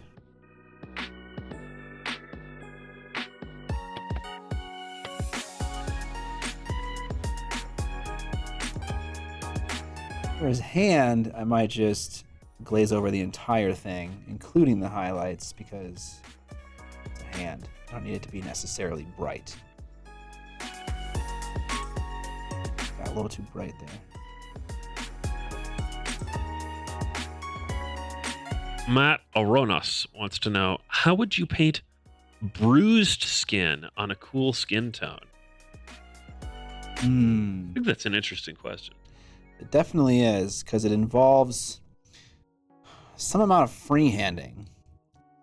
Because like a bruise isn't like a typical shape, right? So you're going to need to create the outline of the bruise. There's something going on here. This color right here is like pink. Yeah. And I don't know where the pink came from. Where did it come from? How did it get burned? I'm just getting bit right now for not writing down what I used. Yeah. I quite literally before we started streaming, Scott said, "Should be writing everything down." I know. I feel like maybe at the very end I glazed something somewhere. Let's try this. Let's get crazy. We're gonna take some of this magenta paint, dilute it, and then dab it off. And then I'm gonna paint it down here toward the neck. And it's gonna do nothing. Okay? Rufus Kit, that is exactly what I was talking about before stream as well. Miniac Paint Rack is a great app. I'd be hosed without it. Yes, I will give it the Evan definitely endorses this product for free stamp of approval, because I love Paint Rack. That app is sick. That app is sick. You know what? We could just look at the stream. We could, but there's no VOD. GG. There is a hole in that VOD where our blue screen happened. Although that was, I think, basically before you started painting this guy. Oh man, I forgot about that. Yeah.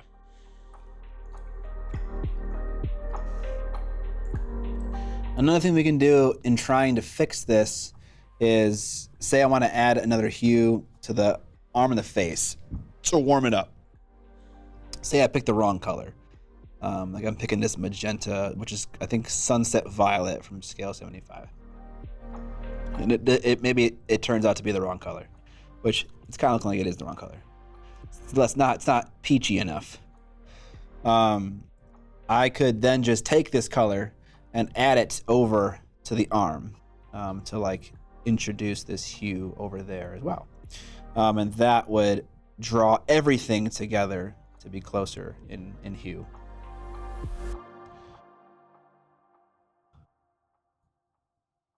Because, yeah, I'm missing something here.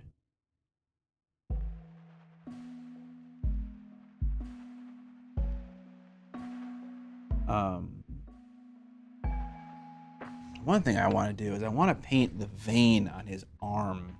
He has several veins, well, just 3. I want to paint them green. So we're gonna get a green. Is this an ink thing? I think this is an ink thing.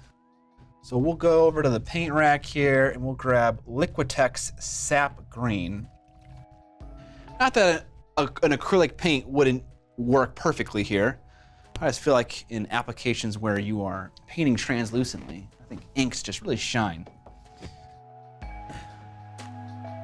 Just be autistic and remember nothing but paint pigments. It does hurt your social life to use that method though. Okay.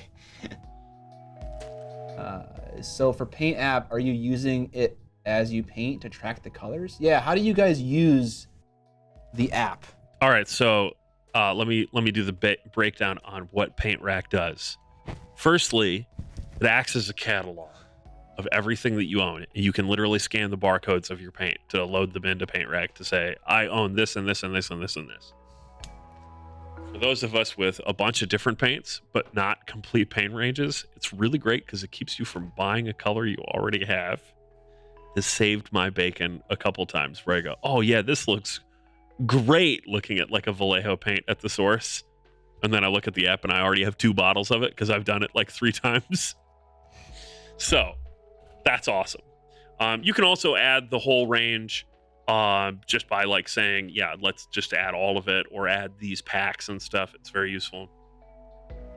On top of that, it provides services such as color matching, where you can go into their color picker tool and you can say, I'm looking at something that uses this paint from this brand. What do I have that's close to that? And it will help you. It'll show you, hey, yeah, you have Vallejo and the thing you're trying to match is Citadel. And here are the 5 closest paints to that in Vallejo. Very, very, very cool. And you can also save army schemes. So you can, with your catalog, you can build up hey, here are the paints that I use. You can categorize them. You can say, these are the highlights. These are the armor, all that kind of stuff. So you can save it in like a folder. The app is called Paint Rack, and it costs, I think, like $2 on Google Play or something like that.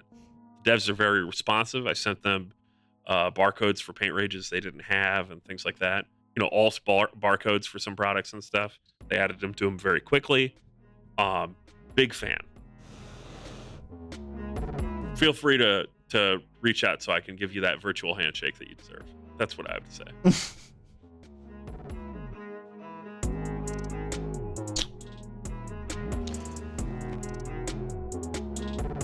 We got a little green vein there on his arm. I don't think he has any other veins anywhere else. Yeah, I'm loving it. Defined oofed myself by definitely oofed myself by rebuying paints I've already got a shameful number of times. Going to download ASAP. Yeah. What app is this? Paint Rack. It's called Paint Rack. I'm actually literally going to put a link to it in the chat in a second here. This is the Google Play link. If you're on an iPhone, you're on your own. I assume it's on both, but I don't know. I'm an Android guy through and through. Courageous Octopus. Yeah, and I think it costs like $2. Oh God, this guy's got so much shit on his fucking belt.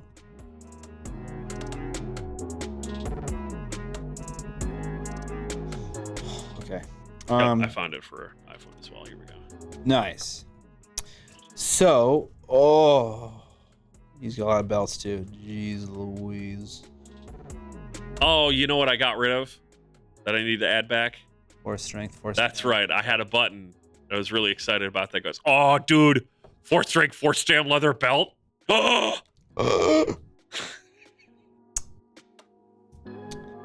Okay. Evan, you should watch the VOD for the last stream just to figure out what paint I used. Oh, we're probably ending soon, aren't we? We are. Okay. We are. Okay. Well, it's 4:21. So close. We're gonna end the stream there. Oh man. Ah! Okay. Yeah, our official rolling time is 3 hours and 3 minutes. We got a couple minutes here to hang out with chat, unwind, talk about what we got done today. What we got done today. We painted his face, his neck, his other hand. Painted his eyes, his teeth. Gave him some lovely bloody effect. Painted the vein in his arm a little green. And now we gotta think about where we want to take this guy next. Show it off while you talk about it, Scott. Sure. Normally, I'd paint like the next big part, which is typically like the torso area. But it's metals, and typically I like to abstain from doing metals until the end of the process just to avoid cross-contamination with metal pigments in my water ending up in the mixes of my other paints. But I could just paint all the metals and then go back to the rest of the stuff after cleaning my cup. The problem is there's so much metal interplayed with all these other non-metal things. It's got like a lot of leather on them, right? Yeah, when I think about the way that I like to paint, I mean, you could even see it when I was doing the eye. There's a lot of back and forth between like eye color, retouch shade color, eye color, glaze, retouch shade color, eye. I'm just like back and forth constantly. And if I do that with metal paint and leather paint, it's gonna happen. And again, it's not the worst thing if that happens. Like it's not super detectable. I'm just trying to avoid it if I can. See, I don't know what to paint next. I'm thinking torso, that big chainmail torso. I'm also thinking about like what metal colors I even want to use. Like he has a huge shoulder pad here. That could be the same gold as his teeth.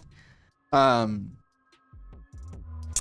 to figure out also the rest of the crap on him. He seems like he has an arm of fucking belts. Like this is a meme at this point, right? Here, no, you want to see a fucking meme? I'll show you a meme. Let me grab this and bring it back on the way over here. I'll show you a meme, chat. This actually inspired a skit for well, I won't say it. I don't want you to steal my ideas, chat.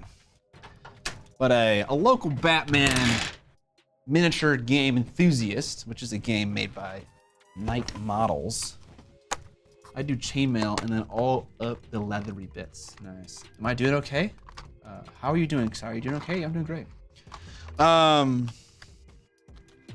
local enthusiast gave me this mini.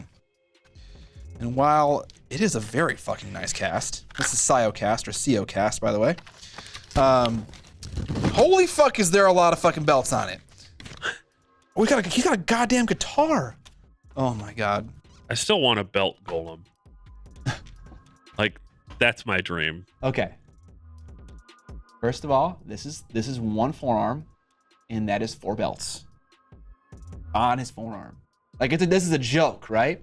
All right, hold on. That's not it. Here is a leg. What the fuck? 1, 2, 3, 4, 8. 5, 6, 7, 8. Yep. 8 belts on his leg. This model is more belt than anything else. Okay, we're not done yet. Oh, Scott, those aren't belts. Those are straps. Okay, whatever. Completely different. Straps. Okay, here's the other forearm. We're at 3 belts. Okay. Actually, there's a cheeky clasp right under that chain right there. That's 4 more, so we're at 12 belts. All right, here is his other leg. It is S&M Batman. Yeah, it's Batman Mini. Shoomtastic. Shoomtastic. Thank you. We got 4 more. We're at 16. We got 4 more. We're at 20. And then 21 for his normal ass belt. Holy fuck. That is a lot of belts. I don't want to paint those. No one wants to paint those. Let me paint his pants. I'll paint his pants. I'm fine with that. Bro, why? Why do you do What this is an opportunity to use contrast paints. Oh my God. Yeah, no kidding. Just take that snake bite leather and you go, all these belts, blah.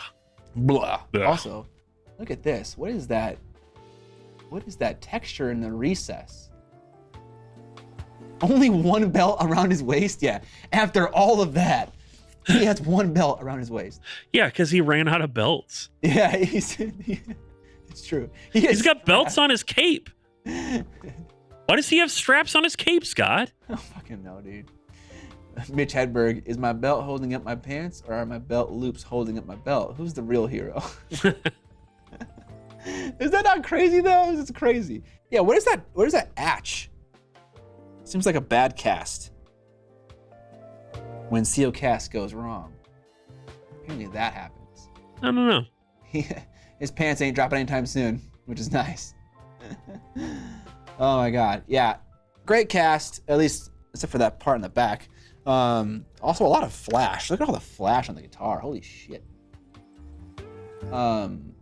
Way too many belts. Like, it's a joke. It's a joke at this point. It's gotta be. Someone's messing with me, I know it. Someone in Night Miles is gonna be like, oh, Miniac's gonna pick this up and he's gonna fucking lose his shit. Well, guess what, Ricardo? You were right. I am losing my shit. All right, y'all. We're gonna head out. Thanks for hanging out for this stream. Thank you for supporting the stream with your subs, your We're gonna donations. raid someone. Let's do it. Throw out your recommendations for raids in the chat. Please tell us. We know no one. We don't have any friends. We have no friends. But again, thank you so much for the support. Really appreciate it. You guys got us to that donation. Shout out to was it Maze something? Remember the full name? Well, he or she DM'd us. We'll get you your stuff. Thank you so much again for the support that got us there. Let's see who raid my heart. Oh, very nice. Very cute. Gilligans, you're welcome. Yeah, let's take a look here.